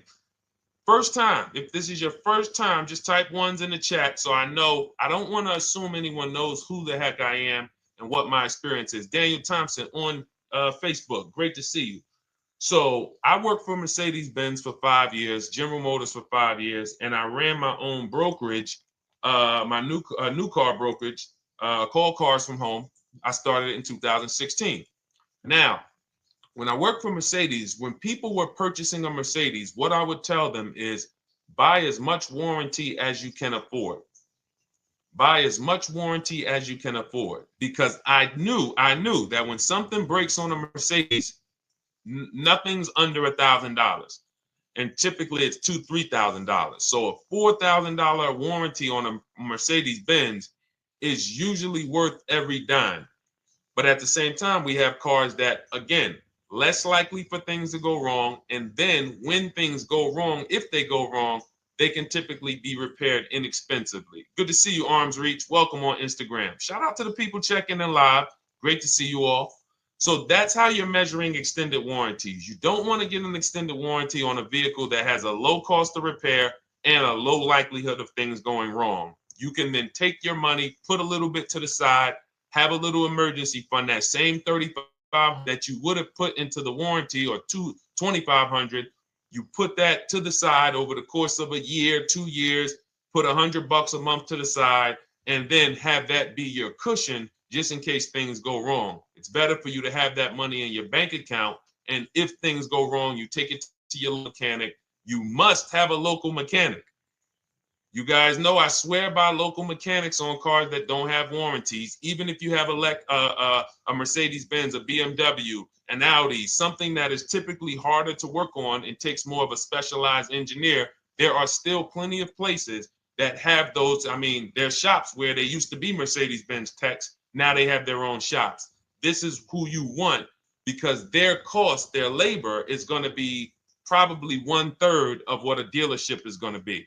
So these are the resources that, again, keep more money in our pocket while getting us the same level of service and experience. Okay, great question. Welcome, Uncle Nene. Good to see you. Uncle Nene. All right, listen. Nicole, good to see you. All right, Dolan, you can pull up the next question. Feel free to start typing your questions. And as we get more questions in, we'll try to get to all of them. You guys know we're not always able to, but we do try to get to all of them. How do I shop around for the best lease deal without affecting my credit? Well, first of all, you're talking to someone who's, just so you know, I've taught thousands of people to lease. I've gotten 7 leases. Now, when we look at what we are doing with a lease, first, we have to consider how we want the information presented to us. We are not letting dealers tell us how they're going to quote us. We are telling the dealers how to quote us. So we are going to have all our quotes. Thank you to everybody hitting the like button. I see you. I appreciate you. And shout out to the sharers. As I see people who share, I always like to give the shout outs to the people who share this broadcast with their friends and their family. And thank you to everyone who's giving gifts on TikTok and Instagram. Appreciate you all. So what we are doing when we're telling a dealership, you give us a quote with first month's payment only out of pocket, 12,000 miles per year, and put all the taxes and fees into the payment, assume tier 1. So we are presenting it now in my book and in my Shop with Deshone programs, my video checklist. I have all the templates. If you're going to do this yourself, you just need to remember how you're presenting this. You can call around to dealerships, because there's 2 ways to do this. Shopping from home. Cars from Home is about showing you guys, and I'm going to be showing you guys a ton of payments. And listen, I don't want you to feel bad, because some of you are going to see that you've left a lot of money on the table. Part of what I have to do here, and I've been doing it for 3-4 years now, is I have to tell you the bad news. For 3 years, I did a masterclass called Everything You're Doing Wrong Buying, Selling, and Leasing Cars. We put probably over 15,000 people through that masterclass. But those were people who were willing to hear the bad news They knew, Deshone, I got to hear the bad news to get to the good news. So as I show the difference in the prices that we get and the people who listen to me get, more than, forget about me, the people who are like you, the people who are on a live, saw a video, and then took action and learned and use our processes, the results they get compared to what you're getting. You're going to see, wow, they're saving $3, $5, $7, $10,000 more than me every single car. And so the Cars from Home system is about bidding. It's about turning your car purchase into a bid. You're no longer begging. You're no longer going into a dealership and begging one dealer to sell you a car, and then you go to another dealer and beg them, sell me this car, please take my money, please take my money. Meanwhile, you're not seeing the entire market and the people who would compete to get your business and gladly give you the service that you deserve by giving them a $30 to $50 to $100,000 transaction, which is what your car purchase is. So now so the big thing to understand right off the top is, now I need to learn this bidding. I need to learn to get multiple offers. So you can do this by phone. You want to do this by phone, you can call around, but you must give them that information in order for you to compare the deals the right way. Lynette, good to see you. Christina, good to see you. Melvin, good to see you checking in. Rudolph, I see you. Once you actually give them that information, 12,000 miles per year, first month's payment only, due at signing, taxes and fees in the payment, assume tier one. I want the tier one offer. Even if you think I not qualify. Now, if you got a credit score above 670, all your FICO scores, most of you will qualify for most tier one leases. So you want to see, what does this look like as I get my offers? Once you get your offers in this format, you can use the 1% rule as the gauge. The 1% rule is been around for more than 20 years. Everyone who leases and who's savvy, we understood if your lease payment is 1% of the MSRP or less, you stole the car. That includes taxes, that includes fees. You're still in the car. So example, we're looking at a $30,000 car, Hyundai Sonata or a Hyundai Elantra, $30,000 car. When we shop all our offers, if that lease payment is $300 per month, with only $300 due at signing. In other words, I show up, here's $300. Good to see you, GDTV. Thank you for checking in on YouTube. Once I give you that $300, that's my payment for the next 35 months. So that's a very, very low percentage of the car you're paying. It's a 1% rule. Now, in order to get a 1% lease, you need a great lease program, which means the bank has to be supporting the car, rebates, incentives, and then you need the biggest discount, the dealer who's going to give you the biggest discount. Now, one of those we can control. One of them we can't. Which one can't we control? And for those of you who are new here, we don't play around here. But my people who are moving, and again, I'll show you, like a lot of people, we got a lot of people who've been following us, using our processes. They're locked in. They're not casually on a live here. We're not casually here talking. They are locked in. Like, boom, okay, I hear you. They're answering, they're typing, they're not, vacuuming in the kitchen and trying to hear. You can't do. We're talking about your second most expensive purchase of your life. It's going to be, you got to lock in. You got to challenge yourself to block out the distractions while we're on this stream, because this is your money. And if you don't take your money seriously, the car salesman will take your money seriously. Oh, I like that. Praise the Lord. God is good. You don't take your money seriously, the car salesman will take your money seriously. Man. So, all right, now somebody remind me the question I asked. I got so happy about that little catchphrase that I forgot who we were. So I know we were discussing, okay, we're talking about the 1% rule. So now, one of the things we can't control is the bank. We don't know what the lease payment, what the lease program is on a car. So when we shop cars, we are going to now look at multiple offers, and here's what you're going to see. Now, I'm going to show you an example of how we know or how we expose where the dealers are concerning pricing. Now, you can't see this on TikTok, but on YouTube, Instagram, Facebook, you guys can see this. I'm going to tell you guys about it. YouTube just doesn't let us do the same type of stream. But this is a particular Infiniti that we shop for. We have offers ranging, this is a $61,000 vehicle. We have offers ranging from $680 per month, which is a 1.1% lease. So a $61,000 car, $680 per month, that's 1.1%. We divide the monthly payment into the MSRP. Now, we can see here that there are some offers already from dealers that are almost $900, $889 per month. $889 per month, $873 per month. So now when we look and we say, whoa, how can we have two, like we have all these dealers have the exact same car, yet one of them is $200 per month higher than another dealer. Exactly. We call them the 80%.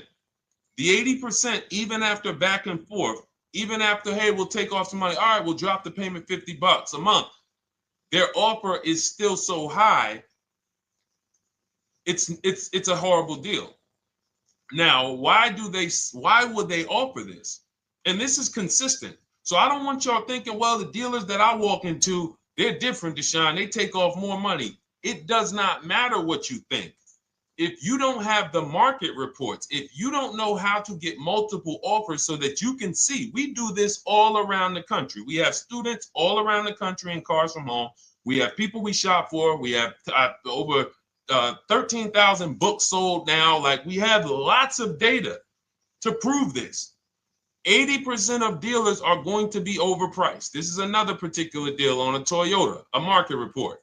And you guys can see that the out-the-door prices here, list price, $32,000. Out the door price with taxes and fees, $38,000. That means that dealer is charging all types of fees on top of their price.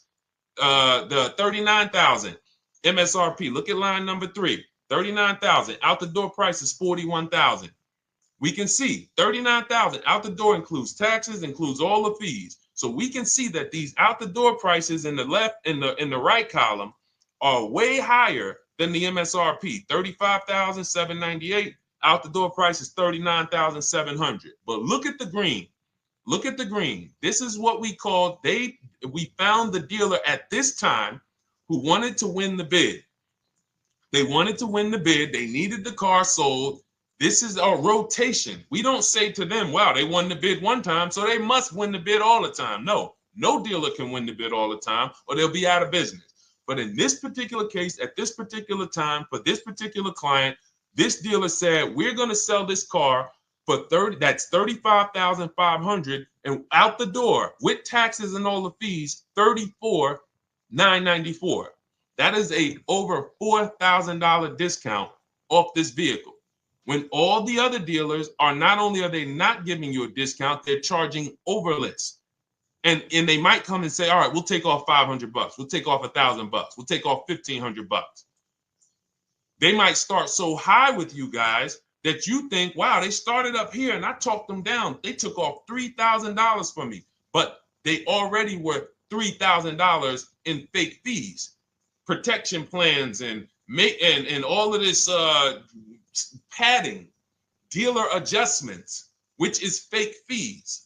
So whenever they say, because the dealer gets a minimum of a 6% profit margin, from list to invoice, we have profit. From invoice to holdback to triple net, we have money. That's all the profit margin.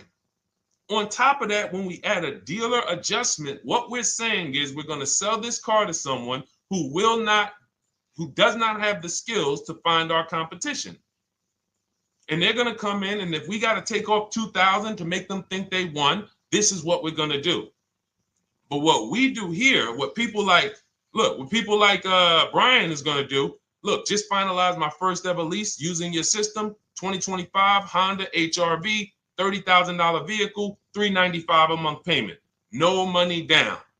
His initial quote was $434. He ended up using our calculator, which we have in our book and in our program. If we put all our offers into that calculator, it tells us what to counter. He gets that offer for $395. That's his deal. We look at somebody like Wendell. Look, thank you. It's the least I can say for your book, Cars from Home. We're still in the middle of the process. Just sold our car today, like 10 minutes ago, for 30% above value. Why? Because he got bids. Look, using the insights from your book. I've read the book multiple times and told many people about it because it's that good. It's so intuitive and insightful. We'll be moving to the next step soon, and I'll write again. So now you heard him say we're moving to the next step soon. Step 2 in my book is the equity assessment. That's when we get bids for the car we have. We get bids. You're going to go to, listen, you should never be trading your cars in. Let me ask you all a question. Do we get the most money for you name me one thing that we get the most money for that thing trading it. Name me one thing. If I had this iPhone, do I get more money trading that iPhone in for another phone, or do I get more money listing it online and selling it to whoever will pay the most? Trading or selling? Let's go. Who's locked in? Tax advantages are very small. I understand you, Ronald, but the tax advantages, we have people that are selling their cars to cash buyers for $3 to $5 grand more than what they can get on trade. A tax value, a tax advantage for the difference is not, it's minimal. Exactly. Thank you, King Carter. You listed. So the money is in the bids and the competition. So going back to this person who asked the question, how do I get the best deal on a lease? It's going to be through multiple offers. That's my 2 favorite words. I would wear them on a shirt if I didn't wear unlearn, relearn. Because more than multiple offers, I need you to unlearn. Because the people who come with bad information from years, Deshone, this is not how my uncle taught me to buy cars. Deshone, this is not how I ever heard about getting cars. I was always taught just go in and just don't tell them about your trade and then ask to see the invoice and all of this stuff. That's what I was taught. Yeah, but you're not going to get the prices we're getting until you unlearn all of that bad information. Bidding is how we buy everything. When we go into the supermarket to get spaghetti sauce, all of those companies are bidding. They're bidding. Hey, listen, we'll sell you this for $3.99. Hey, we'll sell you this for $5.29. But we got a better product. We got quality. Look at us. Look, it's all bids. Everyone who wants to sell us something is competing, except car dealers. Y'all notice that? So the mindset that y'all got to have if y'all want to really win and save all of this money and get these huge discounts is I'm going to start purchasing and leasing cars like I buy other things. It's going to be a competition. And I promise you, your whole life is going to change. Your entire car buying experience will change forever. You will be sitting here just like my man Ken, graduated, $585 a month payment, no money down on his Nissan Murano Platinum, $50,000 vehicle. He's paying $585, no money down. $50,000 vehicle. How much would a $50,000 vehicle cost us on a loan if he purchased it?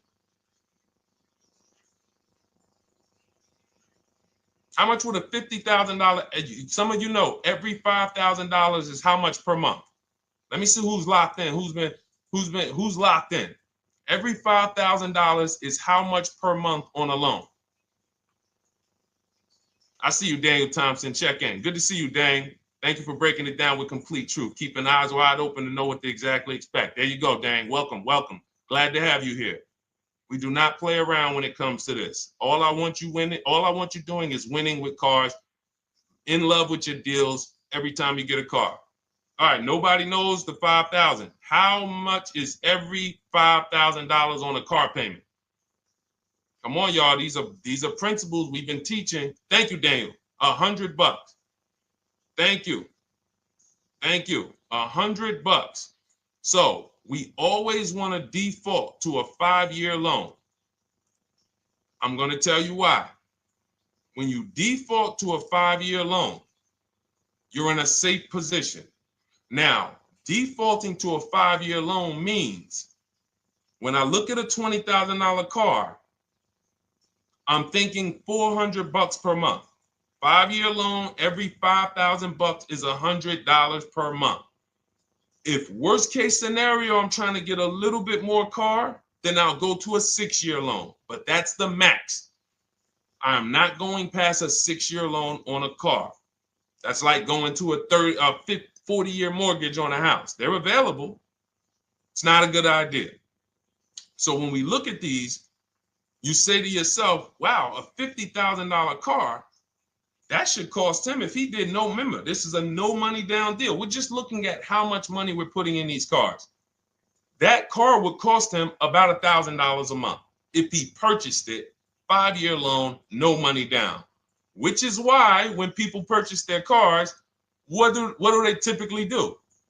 Come up with a ton of money, 10 grand, 15 grand, 20 grand, because they're going to pay into that car to try to lower that payment, because that payment. But some of us who don't have the down payment, we're financing most or all of the car.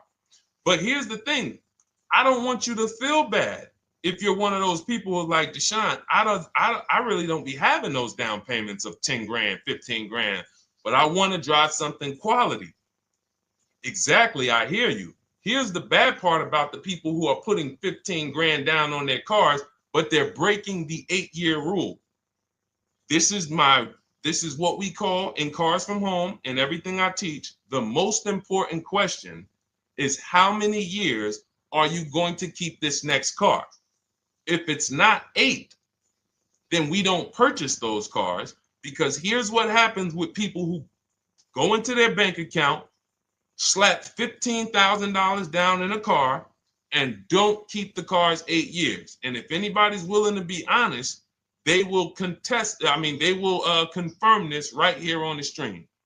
When they go to replace that car in 3 years or 4 years, they literally have a little bit of equity. Maybe they're just breaking even. They're not getting that 15 grand back. It's gone. It's gone. Anyone who puts 10 grand down on a car and then comes back in 3 years, 4 years, all right, I had the car 4 years, 5, listen, I'm going to switch this thing up. They still have a payment. They are barely breaking even. Meanwhile, their payment was 400 or 500, almost double what it would have been if they leased a car, got a below market lease, and they drove a car, no warranty after 3 years. They're driving an inferior product.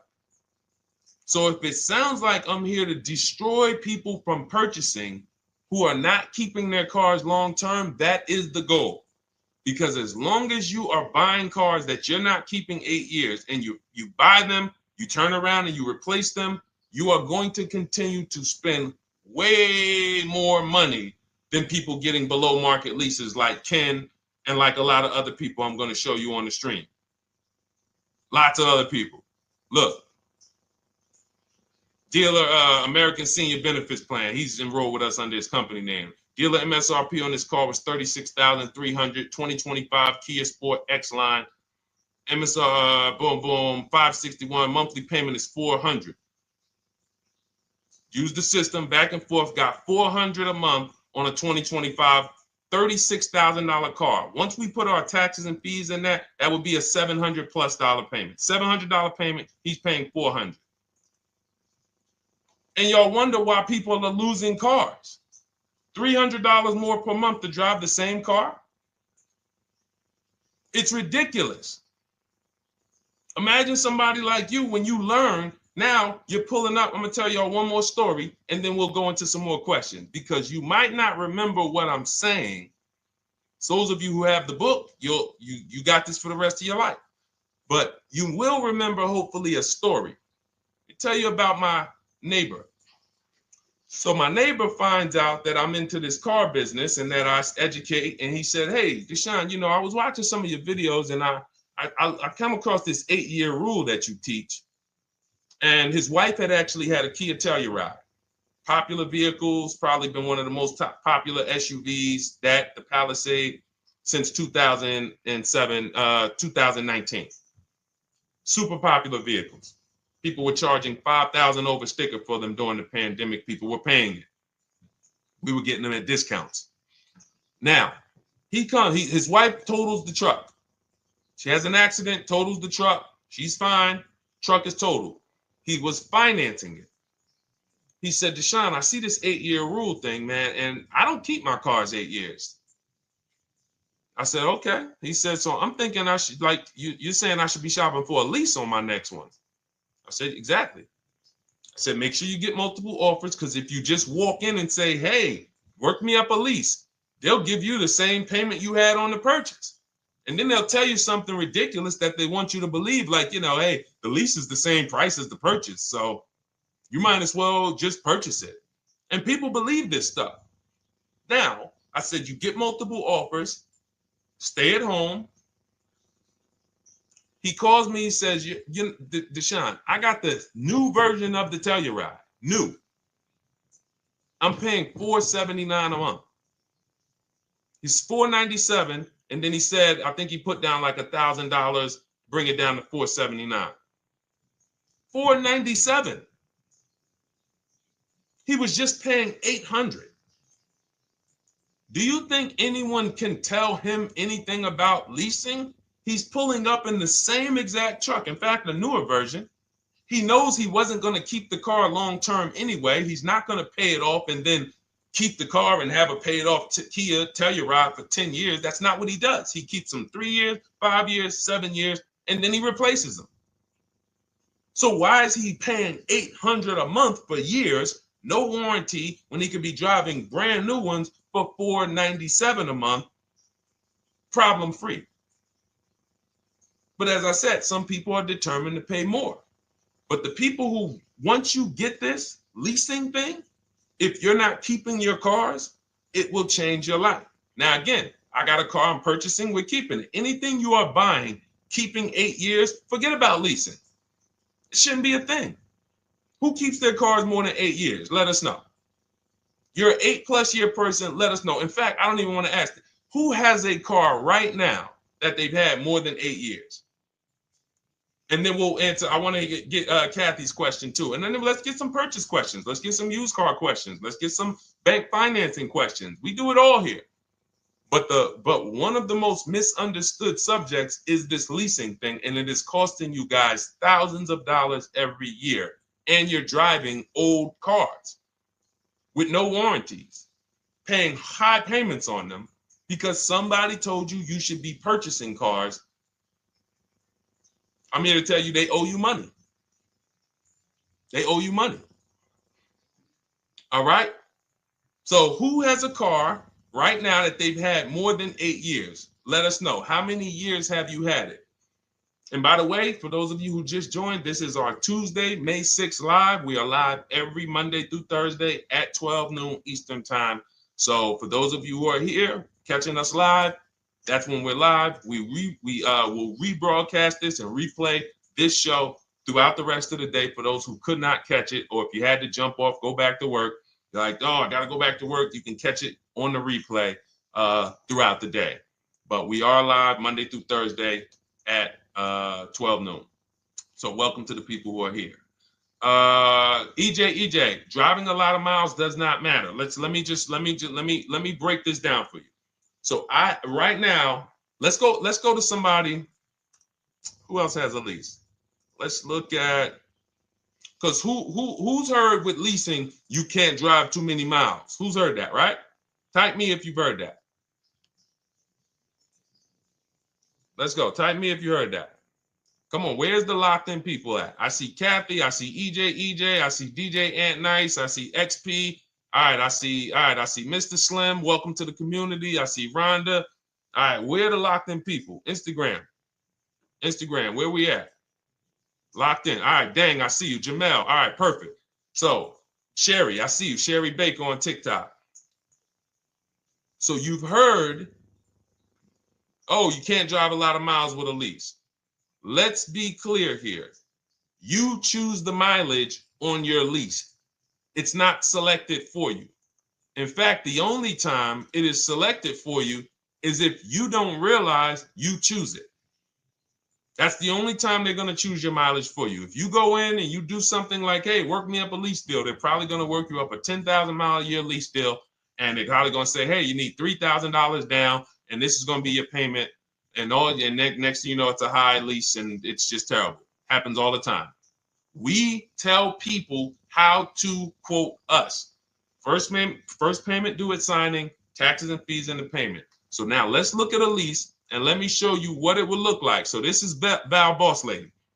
She's in our Shop with Deshone program. Everything that you guys know that we're talking about here, if you're like, hey, I really, really want to go deeper, I want the step-by-step, the blueprint, that's my digital book, Cars from Home, 7 Steps to Saving Time, Money, and Avoiding Dealerships. Normally $97. You get a welcome offer. It's 30 minutes because I want to see you win, and you get 75% off for 30 minutes. If you go to my TikTok bio, Instagram bio, YouTube comments, Facebook comments, click those links, and then click that one that says $24 welcome offer. 30 minutes only, reward for taking action. You have everything we teach, the low market leases, the low market purchases, used cars, bank bidding war, making banks and credit unions bid, all of that, $24. You can, somebody emailed me yesterday, said, I'm $15,000 up with what I've learned from you already. And so if you can get it for $24, you can save tons of money for the rest of your life on a $24 investment. In this case, Val's in our, she's more of a wants to do it with me type. Videos, checklist, she doesn't want to read. That's our Shop with Deshone, do it with me program. I coach people. And so she gets a deal on this particular car. Same information, by the way. Not better information here than the book. It's just different learning styles. So she gets a $51,000 electric vehicle, 2025, beautiful vehicle. She's paying 1.16. So her payment on this car, on this $51,000 car, let's continue to make sure we understand the price of these cars. $51,000 car, her payment is $591. No money down. Now, some of you might say, wow, if I got $591, I'd probably put like $3,000 down, bring it down to $499. You could do that. That's how we can do. We can do that because she already got an incredible deal. Then we're just determining how we want to structure our payment. And thank you for everybody sending me gifts. I appreciate you. Thank you for all the badges. I don't take it for granted. And thank you for everyone who's hit the like button. Those of you who are double tapping the screen. Every time you hit something on TikTok, you like it, you double tap the screen, you keep running those likes up. We appreciate you. It does matter. It helps spread the word. So let's say Val wanted, she's a high mileage driver like EJ. Let's say, EJ, how many miles per year do you drive? 20,000, 25,000? Let us know. I'm gonna show you why. In my book, I have 2 strategies for high mileage drivers. I'll tell it to you guys right now. How many miles a year do you drive, EJ? 25,000, 20,000? Those are both high. Let us know. Or if anybody, else, because, anybody else who's a high mileage driver, let us know. How many miles? 26. All right. Thank you, EJ. So let's just round that to 25 for now. Let's just round that to 25. So let's say instead of her $591 payment for a $51,000 car, now you could shop for a $30,000 car and you can have a 1% payment. If it was, a similar deal, you'd be paying $300 a month. In her case, she has a $51,000 car. She probably wanted a nice SUV that looks beautiful, that some other people are paying $1,000 a month for. She's paying $591. But if she wanted to bump it up to 15,000 miles a year, she'd be paying another $30 more per month. She'd be paying $620. Now, if she wanted to bump it up to 20,000 miles per year, she'd be paying probably another $80-90 per month. So she'd probably be paying $700 to drive 20,000 miles per year. Now, let me tell you guys, because some of you guys who are like, yo, man, those payments are high. We're talking about $50,000 cars here. So if you were shopping for a $30,000 car or $35,000 car, naturally, if we took the same exact numbers, let's take a $35,000 car, 1.16 lease. That's a 406 payment, probably $399. So now, in order to go, and let's say you're a high mileage driver, just like EJ, you want to add another 15,000 miles to your lease. You're probably going from 400 to 550 or 575. But you have all the mileage you need. And here's the beautiful thing about that. If I'm paying $175 more per month, but I get all the mileage I want, and when I drop this thing off, I get a new one, I don't have to worry about negative equity, and I put no money down. That is way better than what most people are doing out here, what everyone's doing. Because I'm gonna tell you what most high mileage drivers do who don't put money down. They will go in, buy a car, take a super long loan, 6 years, 7 years, just so they could afford the payment. Now, here's what happens. They drive the car, they put 25,000 miles a year on it. They come back in 3 years or 4 years, and they say, wow, I got 100,000 miles on this thing already. Let me go and swap out the car. What situation are they in at that point, guys? You put 100, you got a 6-year loan, average loan. You drove 25,000 miles per year. You put 100,000 miles on the car in 4 years. You come back, you still have 2 years of payments left. 15 grand negative equity. I used to see it all the time. Thank you, I am rich. Locked in on Instagram. I see you. Locked in. See it all the time. Every car salesman who has dealt with a normal 25,000 mile high mileage driver that does not keep their cars sees it all the time. They come in, yo, man, what you do for a living? Man, yeah, I do DoorDash, I do Uber. Oh man, I work in sales. You know, I'm on the road a lot. You know, I'm here. You know, all right, I want to replace this thing. I got like 110,000 on it. Okay, you still got a loan on it? Yeah. All right, we already know you got negative equity. Then we appraise the car. All right, the car's worth like 7,000. How much you owe? Man, you owe 19,000. All right, well, what can I do? Can you get me into something? Roll that loss all the way over. On top of that, you finance the car, so your payment is high. You finance the whole car, so you're paying a high payment compared to if you had leased, just literally shop for your leases, added your miles to the lease that you needed. You're paying $175 more per month. You got a brand new car. And I'm going to tell you, I did not make this up. I learned this from someone. A lot of what I'm teaching you, I learned from my clients when I was in the dealership. This guy, I worked at Hyundai for six weeks. Man, this dealership, the owners got indicted. I got out of there. Way before the owner got indicted. It just had straight up highway vibes, like the worst you could ever imagine. As I was in there for 6 weeks, I was a manager. I enjoyed being a manager. We did a lot of deals in my department in 6 weeks. But I said, I am out of this place. Anyway. But I learned something very valuable there. We had a client a customer was returning his lease on his Hyundai Sonata. Guy comes and I'm grounding the lease. I'm doing the paperwork for him. He has 72,000 miles on the car. 72,000 miles. I said, how the heck? I said, you lease this? He said, yeah, I always lease. That's all I do. He said, I used to buy my cars every single time I came. I had to put large down payments, 10 grand, and then I'm still having negative equity when I come to trade it in. I'm having high payments. It's ridiculous. I looked at his payment, and let's say the average payment for a good deal on a Sonata at that time was $300, $325, whatever it was. He was only paying like $550. He was only paying like $150, $175 more per month. He had a 25,000 mile a year lease.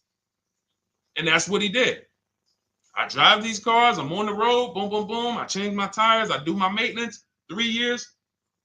It's a fixed cost. There's no variable cost. I don't have any surprises. I'm not getting hit with a negative equity bill that I got to transfer, which means when I transfer my negative equity, I get less car on the next transaction.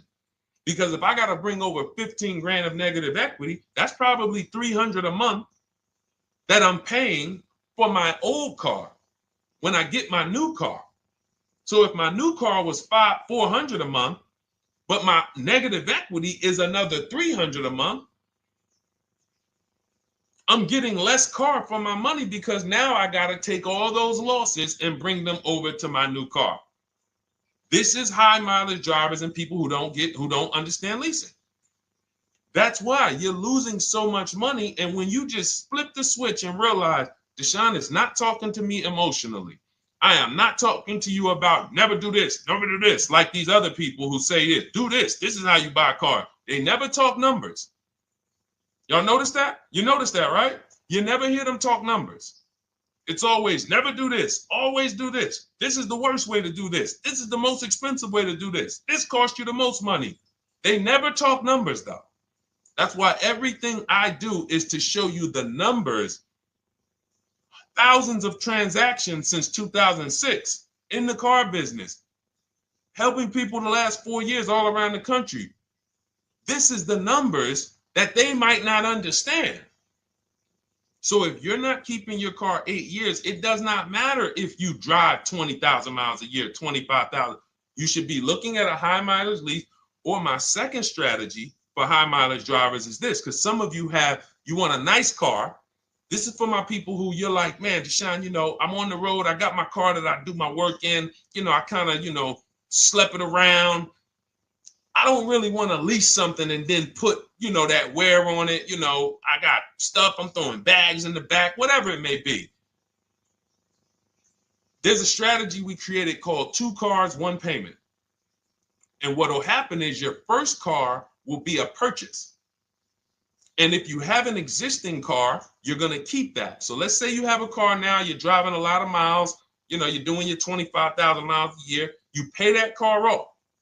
You keep that car, and then you go and you lease you something nice, regular mileage.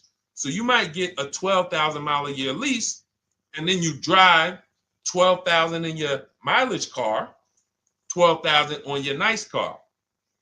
Because some people are like, I want a car that I could, when I need to go somewhere nice, this is what I want to drive. When I'm with my family, this is what I want to drive. But when I go to work 5 days a week, I'm going to drive my mileage car, 3 or 4 of those days, and then I'll take the lease maybe 1 of those days, and I'm splitting the mileage.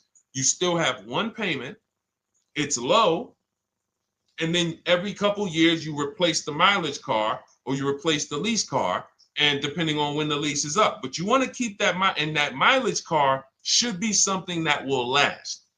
Ideally, something that you can get 200, 300,000 miles a year out of that car. Because that's what that car is there for. Man, I'm hopping in this thing, man. Oh, transmission went out at 170,000 miles. Go get you a rebuilt transmission. Boom, boom, drop it in there for $2 grand. Get another 80,000 miles out of that car, but you still got your lease car, and you're just splitting the mileage. Both of those are short-term strategies for high mileage drivers. That is not for long-term people. If you're a long-term person, I keep my cars 8+ years. Forget about leasing. You should just be finding the best deal, below market purchase, keep the car, something you can keep for 8+ years. You can put 30,000 miles a year on a car 8 years in a row. If you get the right car, and in 8 years, you got 240,000 miles, and then you replace it. Forget about leasing. This is only for you guys not keeping your cars 8 years. You're getting killed on depreciation. You're paying tons of money. This is you are the people who should be leasing. Okay? So everything we're talking about this is the Cars from Home system. We teach this. I'm not freestyling this. This is in my book, digital book, Cars from Home, 7 Steps to Saving Time, Money, and Avoiding Dealerships. We have two strategies for high mileage short-term drivers, 1 strategy for high mileage long-term drivers. And so if you want your copy, you can get it for 75% off. That's our welcome offer to you. As a 30 minutes. Welcome. Thanks for being here. I want to reward you. If you want everything we teach in a step-by-step way, go grab your digital copy. It's in my TikTok bio. It's in my Instagram bio. Click those links. We also got a link in the YouTube comments and the Facebook comments. Grab your copy and make sure as soon as you purchase, screenshot the thank you page. You're going to see thank you for your purchase. screenshot this page because it has my support team's email on there. And then there's a link for you to open the book right there. You can save it right to your computer or right to your phone. Okay, but and we also have a special for those of you who are like Deshone. What about that, video checklist and coaching program? That's lifetime access to my video checklist. You're like, maybe Deshone, I don't really read. I like step-by-step videos. And also, I want to be in your Facebook group. We have 1,600 people before you that are in that group, 2,300 people that are shopping with us that have a lifetime access to our video checklist. We have a $200 special for that welcome offer. And so I'm always about rewarding people for taking action with a special offer. It's limited time though, and so get in where you fit in. All right, let's keep it going. Thank you, Corey. Said amazing knowledge. Thank you. And I'm glad I saw somebody said that's a great idea with the 2 cars. Thank you. It's a great idea. All right. You've convinced me to lease my next vehicle. Awesome. Awesome. Does your service shop for lease terms on the car? Absolutely. If you qualify for done for you, that means you just want to relax. That means we only shop for new cars and leases for people, new purchases and leases. And you have to have a FICO score over 670. But yes, here is a market report that we prepared for a client. Let me put on do not disturb. Here's a market report we prepared for a client. Okay, so I showed you that that's an affinity. We didn't even finish that. We had just started for this client. But this is, do I have one here? No. Do I have a lease market report here? Yeah, right here. So that's an example of what a Kia, this is a particular Kia lease where their best offer was a 1.27 offer. Now, here's how you know you found the bottom of the market. And again, whether you're using the book or whether you're calling around, again, you can call around to do this. The key is not going into dealerships. You cannot do this going in. Once you get your offers, you know you found the bottom when your best offer is between $150 to $200 less per month than your worst offer. And if you're purchasing, you should see a spread of between $3,000 and $5,000 minimum between your best offer and your worst offer. That's when you know you've shopped correctly. Because until you find the 80% dealers, you have not shopped correctly. If you're like Deshone, these prices still seem close. You have not found, you're talking to the 80%. You haven't found the 20% yet. Because the 20% is going to be that $3,000 to $5,000 less than the 80%. That is just the numbers. That's the way it works. So yes, so when some cars you're going to see that the lease program won't allow for a 1.1% lease. The best offer, like we've shopped Hyundai Palisades for years, and I got my dad one back in November, and his best offer is like around 1.3, 1.28. That's the best I've ever seen on a Palisade. I've never seen a 1.1 on a Palisade. I've had people in our Charles, some of you know, I posted pictures of him when he got his Palisade last year. We clear out the old pictures because we got a bunch of new people with 2025. So we're not going to sit here and talk about 2024s anymore. We got Ken, we got Melissa, we got Sheree, we got a bunch of new people, just Ralph. We're not going to, but I do remember posting Charles who got his Palisade and he's like, he shopped, used the system, got his multiple offers. Best deal was 1.3. So that's where it comes in at because of the lease program.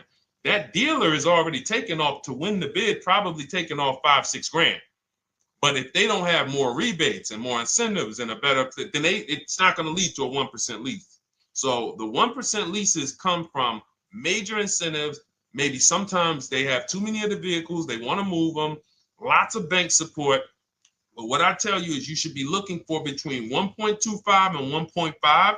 That's how you should budget for a lease, between 1.25 and 1.5. That's a great deal. And if it has a really aggressive lease program, once you get your bids, you're going to see it fall under the 1.25. You see it fall into 1.1, 1.2. but we don't know what the lease program will be until after we shop for that vehicle. Okay? So yes, absolutely. It's an empowering way to shop. It's also fun because you can see, man, I'm not begging anymore. Like these people are like, please do business with me. Please do business with me. And then you start to feel bad for everybody who's still in those dealerships doing it the old way because they're talking to the 80%. There's no way they can win. They don't even know there is an 80% to realize that's who they're talking to. So when the dealer says, all right, I'll take off $4,000, they're like, wow, I won. Man, the dealer took off $4,000. But if they saw the whole market, they would understand that that dealer actually is overpriced by $7,000, $10,000. So taking off the $4,000 means nothing. It's just sad. It's a sad thing. And that's why I spend my time trying to convert you guys from negotiating one-to-one to getting multiple offers so that you can see for yourself. All right. Thank you, Julie, name Richardson. Thank you for sharing. XP got the number 2 gifted badge. Forgive me because I don't really know what that means, but I just know that's what it's saying. So I appreciate it. Thank you, Corey22. Sherry Baker, thank you so much. Number 1 gifted badge. All right, let's go to some more questions. We got some more questions. Dolan, I'm sure you got a lot of them. And what I'm going to do for the rest of the broadcast is just try to do rapid fire questions and answers. Okay. And if you guys want me to go deeper on any particular subject, then just feel free to say, hey, could you go deeper on that? How do you get a car loan with bad credit? Well, we have a resource. It's not our company. We have nothing to do with them. But we always try to stay up to speed on who's financing people with bad credit, because the goal is you don't want a dealer controlling your financing. Somebody just came up to me. He's a neighbor. He's like, aren't you in the car business? I said, well, yes and no. He's like, well, listen, I got a connected Acura. Anybody you send me, they get anybody approved, I'll give you $1,000. I said, okay, cool. Thanks for the information. For them to give me $1,000 just for sending the customer, and he's also a middleman, he's not a salesman, how much money are they making on the customers? If they're going to give me $1,000 just for sending someone with bad credit to them, how much are they making on the deal? Arms Reach, congratulations. Just got my book. You use it when, please send me your email testimonial. Well, as you use it, just as you do your equity assess, everything, email me. Congratulations. How much are they making? We can imagine, right? If they're giving me $1,000 just for bringing them the customer. So this is what happens when you let the dealership control the loan. Because why do we separate? All right, I'm gonna break something down I call the 3 pillars of great car deals. Three pillars. You can't get a great car deal without maximizing each pillar. And some of y'all that have been with us for 3 years, y'all already know the 3 pillars. First, who you buy your car from. Second, who you get your loan from. Third, who you sell your old car to. That's 3 separate transactions. The car business has trained you guys to give them all 3. All 3. The car business has trained you guys to give them 3 transactions. Anytime you purchase the car, who's done this? Be honest. Purchased the car from a dealership, sold them your old car, in which case you call it a trade, and they got you your loan. Who's done this? 3 transactions in one. Why do we know these are 3 transactions? One, there's competition. People want to buy your car. It's okay, Corey. That's that. Thank you for being honest. That's how we change. The reason why we know that these are 3 transactions because there's people who want to compete in every one of them. There are people who want to buy your car. That's why step 2 in our book, we never trade. We get offers from CarMax, Driveway, Carvana, AutoNation, Car Gurus, Kelly's Blue Book Instant Cash Offer. It's a bid.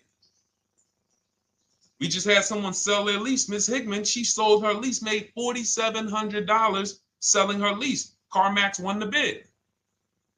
Drove the car for 3 years, had equity. She dropped her lease off. They gave her $4,700. Won the bid. That's one pillar. Second, who I'm going to get my loan from if I'm getting a loan. Those of you who are paying cash or leasing, this is not a pillar. But we need to bid out our loan. We had a great talk yesterday on our show yesterday where I asked, who do you guys get your loans from? Most people said the bank, the credit union, the dealership. One person said the right answer, whoever gives me the best APR. That's the right answer. And then we have who we buy our car from. There's banks and credit unions that want to compete for our loan. There's multiple dealers who want to compete to sell us a car. So we can't get a great deal until we have bid out each pillar. And that's why when we have bad credit, if we let the dealer now control, this dealer has a car. We didn't bid out that car to find out, is it a great price? Now they're also giving me the loan and they're charging me 25%. We didn't bid that out to see, is that the best loan I could get, even with my bad credit? Is that the best loan I can get? So the key, what you want to do first, if you have bad credit, is I'm online looking for anyone who will finance me with bad credit separate from the dealer. I'm not going to Carvana.com and saying, hey, you can get a car with us you can get a loan with us as long as you buy a car from us. You're mixing the transactions. You're taking away my ability to get bids. I'm finding someone you should check out. There's a resource.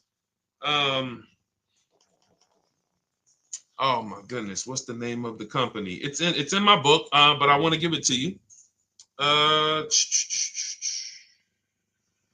Goodness, it's slipping my mind right now. Send me an email or a DM, because here's the thing. If you use just that part and get the loan funded, but you don't know how to bid out everything else and structure your transactions, and are you keeping the car 8 years? Because if you're not keeping the car 8 years and you're like, Deshone, I hear you talking about leasing. I'm not keeping my car 8 years, but my credit's not good. The only purpose, if you telling me that I could be driving brand new cars for cents on the dollar, but I don't qualify right now, this car that I'm going to get is to set me up. So I'm not going to get a $30,000 car. I'm going to get me a $12,000 car, $10,000 car, the cheapest car I can get a loan on, so I can establish a payment history. And once I establish a 2-year payment history, yeah, I'm going to drive a car less than what I could drive. I got the money. I could afford more than this. But you're not setting yourself up for the right transaction. You should be setting yourself up and saying, all right, I'm going to sacrifice with this car, drive something that I know this is not my ideal car, but I'm going to build 2 years of payment history. So when I go and I swap into my lease in 2 years, I'm out with a brand new car. I'm paying cents on the dollar, and I won. But it was a plan. It was a long-term plan. This is the second most expensive purchase of your life. You can win every single time, or you can lose and set yourself and your family back 5 to 10 grand each car or more. Every time you get a car, it's 5 to 10 grand more you're coming out of your family's bank account than what could have. Then you got the car breaking down. Now you got tow trucks, all because you don't have an actual plan you're rolling out. And that's what I see a lot of people do with bad credit. Oh man, I got bad credit. I'm just going to go and get me something. I could afford $600 a month. And they go and buy the most expensive car. But because 25% interest is on the loan, they're not getting the most car for their money. Now, 3 years down the road, they're going to pay the high payment, still have negative equity because the interest is so high, and then they go and swap and do it again. And because the payment's so high and the car is older, because they want something fancy, but they really can't get that because, again, the interest is high. That's eating into their budget. Now they're going 3 years down the road. They missed 3 payments. They were late 3 times, so they're no closer to leasing. Credit's still bad. This is disaster. So if you're a long-term person, I break it down for you guys into two groups of people: long-term, short-term. Long-term high mileage driver, short-term high mileage driver, different plan. Long-term bad credit person, short-term bad credit person, different plan. If I'm a long-term person with bad credit, here's what I'm doing: finding the absolute best car I could find, getting bids, either new cars or used cars. We got the strategies for both. You can use the marketplaces, cars.com, Car Auto Trader. We got a whole strategy for how we find used cars, but you find that car, you pay your loan of 20%, 19%, 18%, if that's the best you can get. Because here's what you're going to do. In 2 years, you're not swapping into a lease. In 2 years, you've established a payment history, you fixed your credit, and now what are we going to do? You got a quality car. You're not thinking about trading it. You're not thinking about replacing it. You're like, man, this is my car. It's a great car. I'm just paying daggone 20% interest. What do I do now after 2 years? Now that my credit is good because I got a quality car, dependable car, I'm focused on fixing my credit over 2 years. What am I going to do after 2 years? Anybody?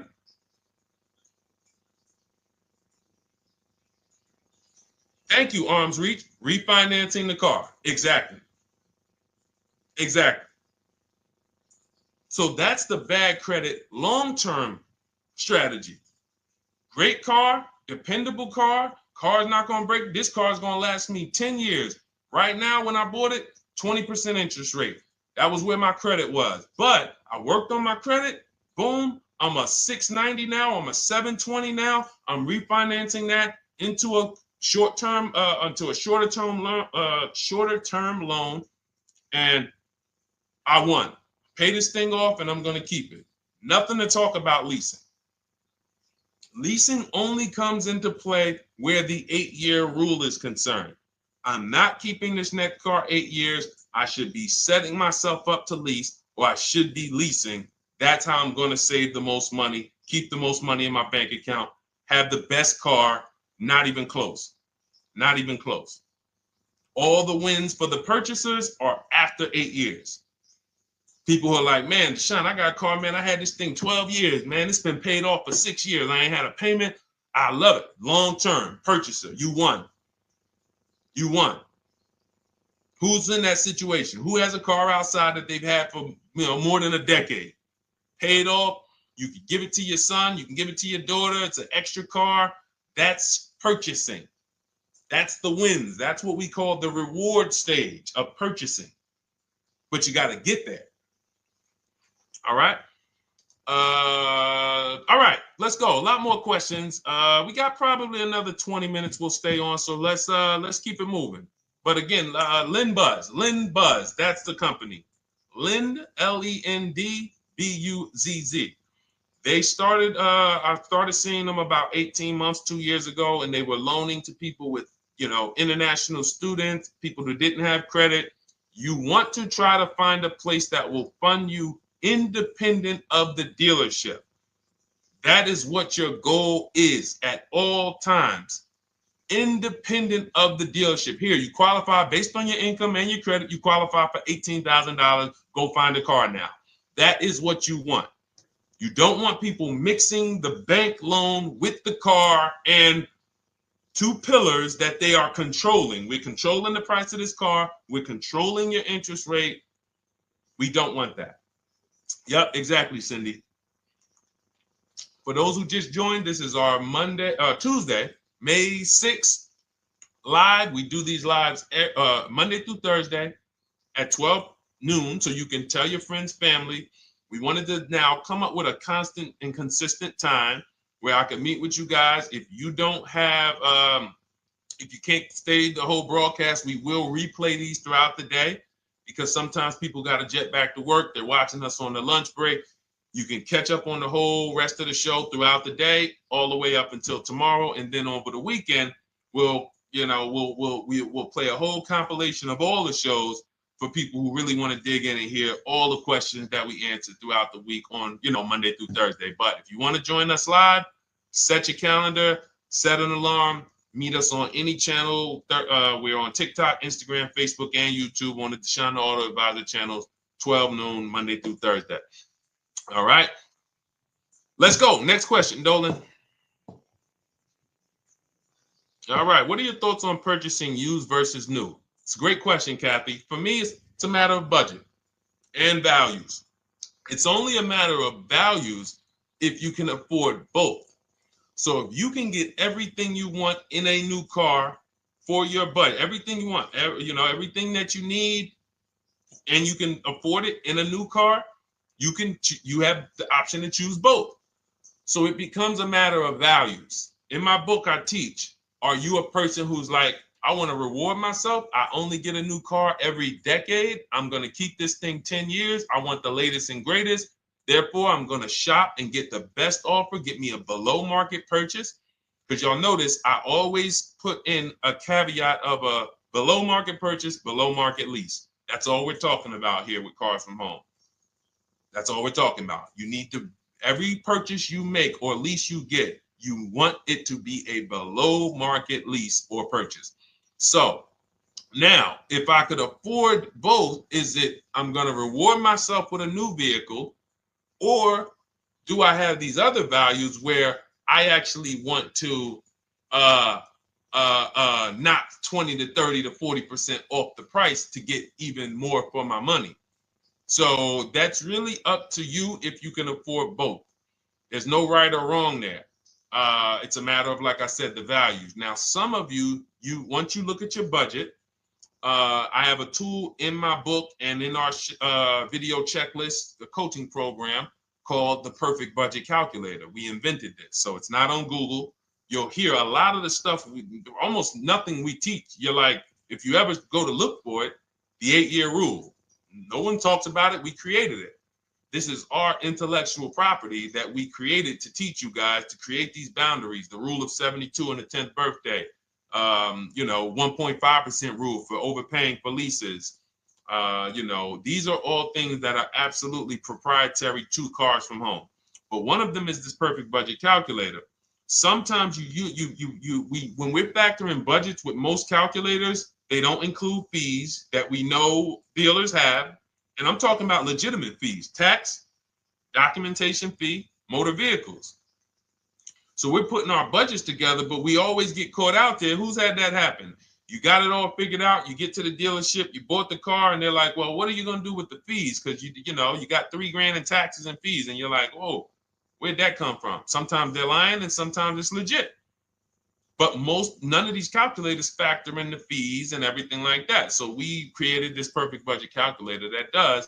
But here's the thing. Once you find out what your budget is, even if you're budgeting with a normal calculator, just add a couple thousand to account for the taxes and the fees. But you might see, I can't get everything I want in a new car for this budget. Everything I need, I can't get for this $24,000, in which case I need to go and look for a pre-owned one. So that's why I said, in reference to your question, Kathy, what are my thoughts on purchasing used versus new? It's a matter of values and budget. Budget first, because budget will determine if you can afford both and get what you want. But if you can afford both and get what you want, then it's a matter of values. Okay?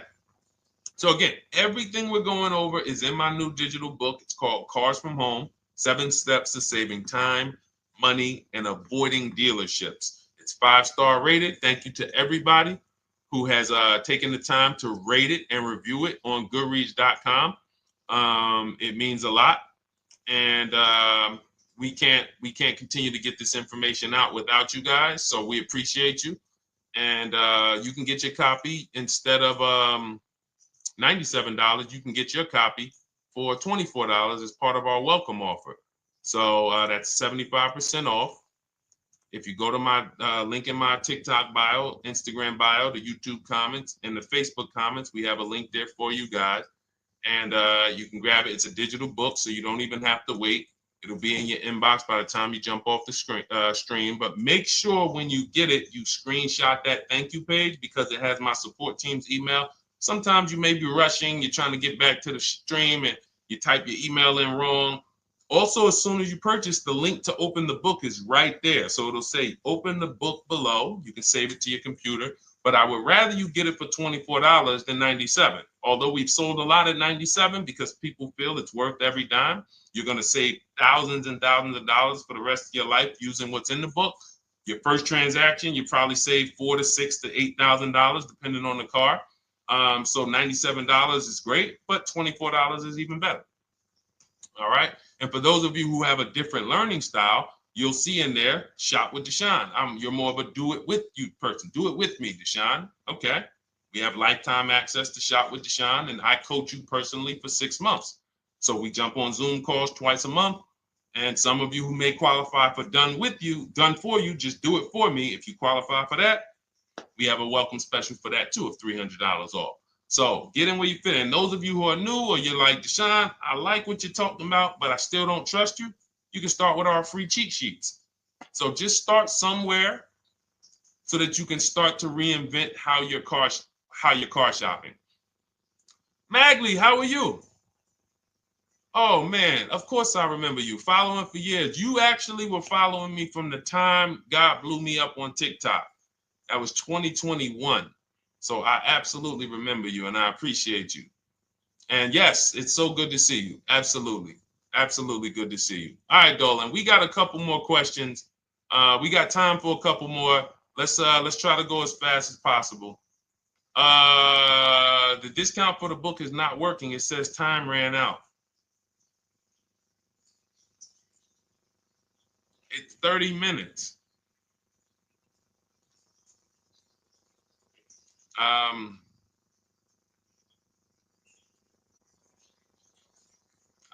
don't know. I don't know. Y'all help me out. I don't know what to do with that. I'm sorry. If the welcome offer for $24 was not really 30 minutes, then that means I'm just lying to you. You know what I mean? I'm just like, oh yeah, it's 30 minutes, but come back in 2 hours and it'll still be, you know what I mean? It's, start with the cheat sheets. You know what I'm saying? Like start with the cheat sheets. Get yourself your free cheat sheets, and start there. And when you feel better about working with us in some capacity, you go to the next step. Start with the free cheat sheets. All right, let's go, Dolan. So I'm a new driver. Should I be looking to be an 8-year person or a lease person? Well, I'll tell you this. I got 3 young adults.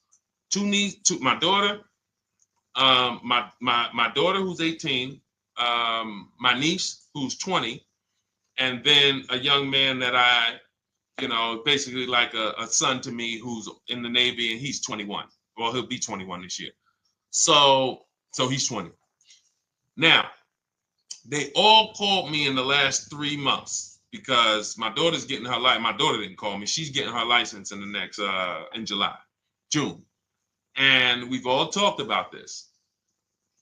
How should I get this car? Now, my situation when I was 22, I'd already bought a $500 Mitsubishi Eclipse. Transmission went out on me probably after 6 months.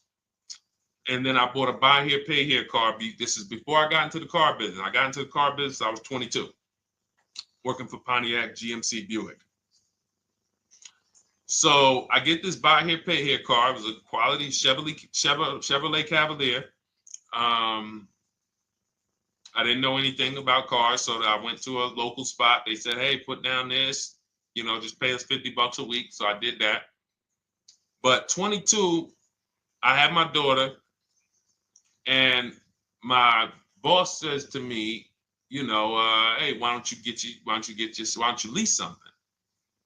And I was already selling cars, but I just didn't think, could I even, qualify for a lease? I don't even know what I was selling them, but I'm just literally doing what most salesmen do. All right, he wants to lease.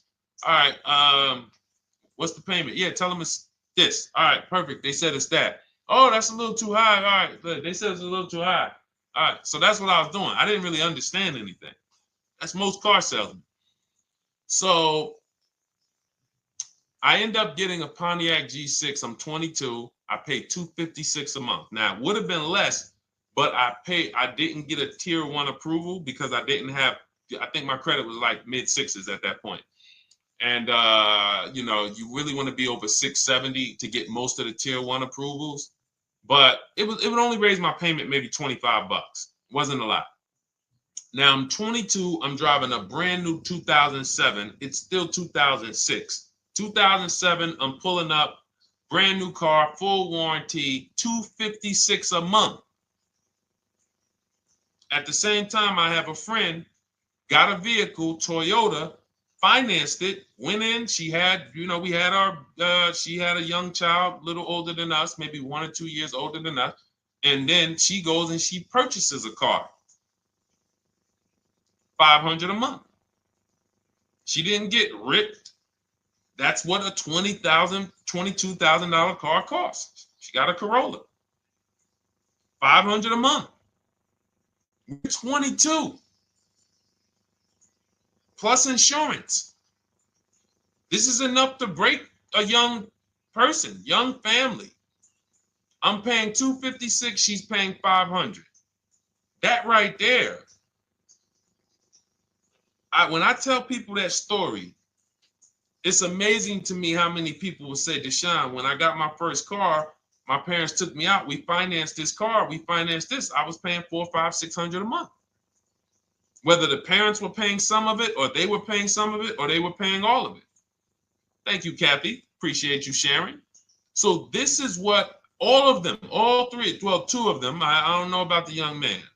Because his parents.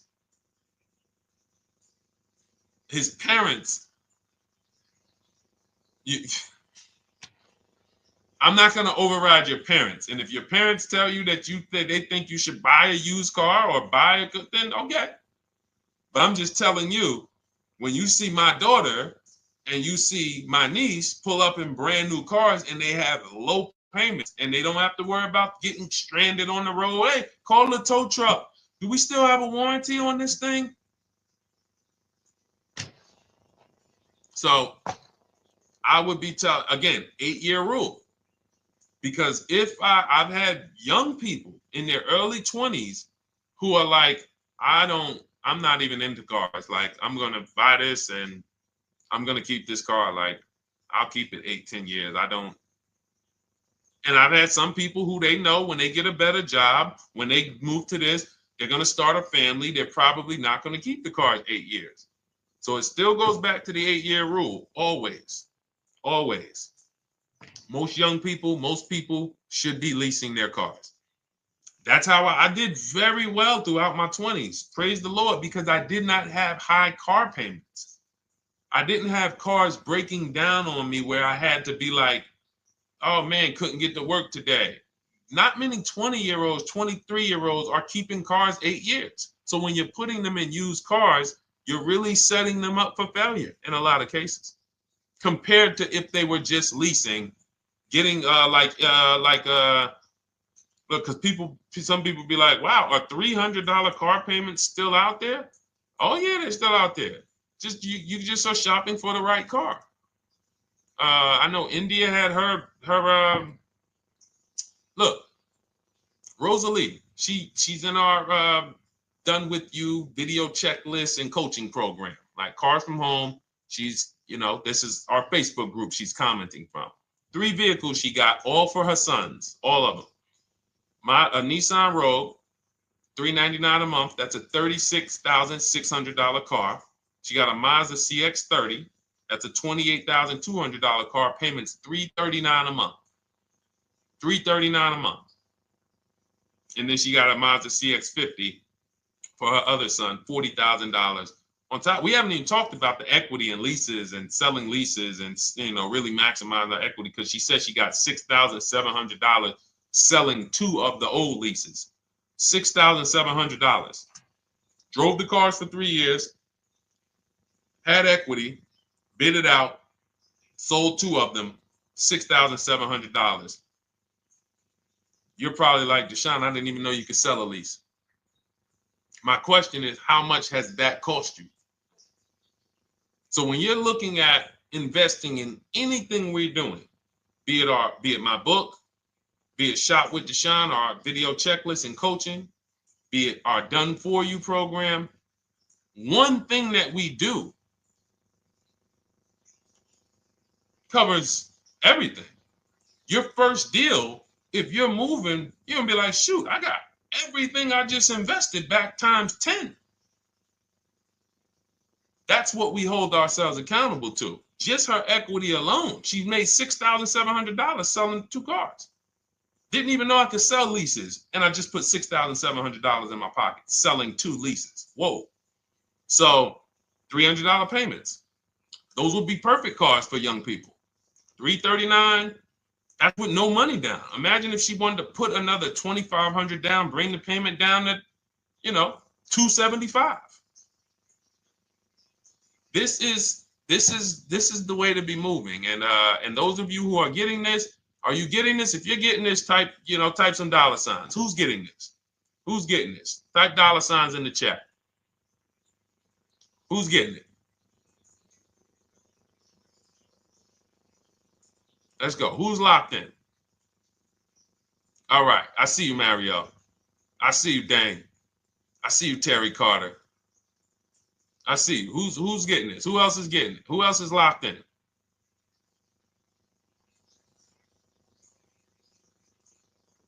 A lot of y'all on here.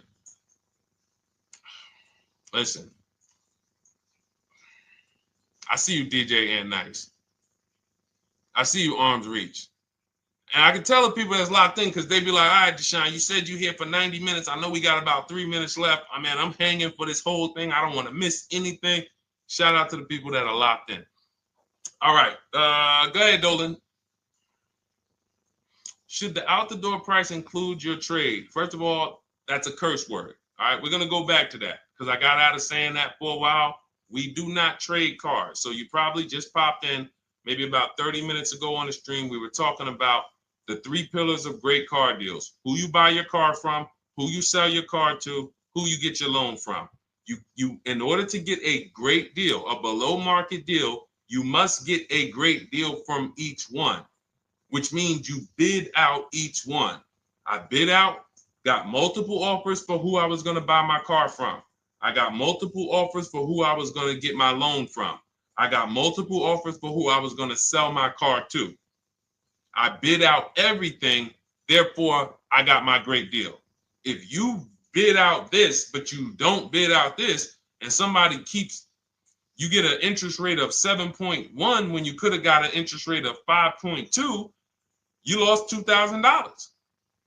Depending on the cost of your loan, how much you're financing, you lost $2,000. Yeah, you did a bid on who you bought the car from, or you didn't bid out your trade, therefore you didn't find the highest bidder. You traded your car for 14. Another bidder would have paid you 18. You lost $4,000. So you got to bid out everything. That's why we do not trade. The only people that have to trade are people with a lot of negative equity who can't pay off the difference. And that's why I am the reason for negative equity is not understanding leasing. You buy your cars, take out loans, switch the car. Negative equity. It's literally the reason for negative equity is I should have leased, but I didn't. Now I have negative equity because I'm replacing this car with a loan still on it. So out the door price will not include your other car. And if I was trading a car, then yes, the out the door price would include the trade. But because we do not trade cars, our out the door prices don't include the trade. Let me show you an example of what our out the door prices look like. So these are some spreadsheets for our Done For You program where we shop for clients. You can see here, this is we shop for a Subaru for this particular client. In this case, look, and you can see the MSRPs for this car is an inexpensive car, $27,000, $26,000. Look at the out the door prices, 29, 30, 30, 29, 29. These are all out the door prices with the taxes and fees. So you can see these dealers are giving either no discount or a little discount. 27 out the door price is 30,000. But look at the winner. Look at the winner. This particular dealer won the bid at this particular time They're not going to win the bid all the time. In this particular case, they needed the unit. $27,900 is the MSRP. Out the door price is $27,463. The out the door price is lower than the MSRP. How? Because they took off almost $4,000 in discounts. Almost $4,000 in discount. So every time you shop for your used cars or new cars, this is how you should be shopping. If you're not leasing, this is how you should be shopping. I'm getting multiple offers, out the door prices, comparing who gave me the best offer. Who gave me the best offer? Oh, look, Daniel Thompson said, D, I'm bidding out to sell my car and got a $4,000 swing from the lowest to the highest bid. This is the people who you listen. If I can bring them on and have them talk, they would be talking to y'all about how different this is.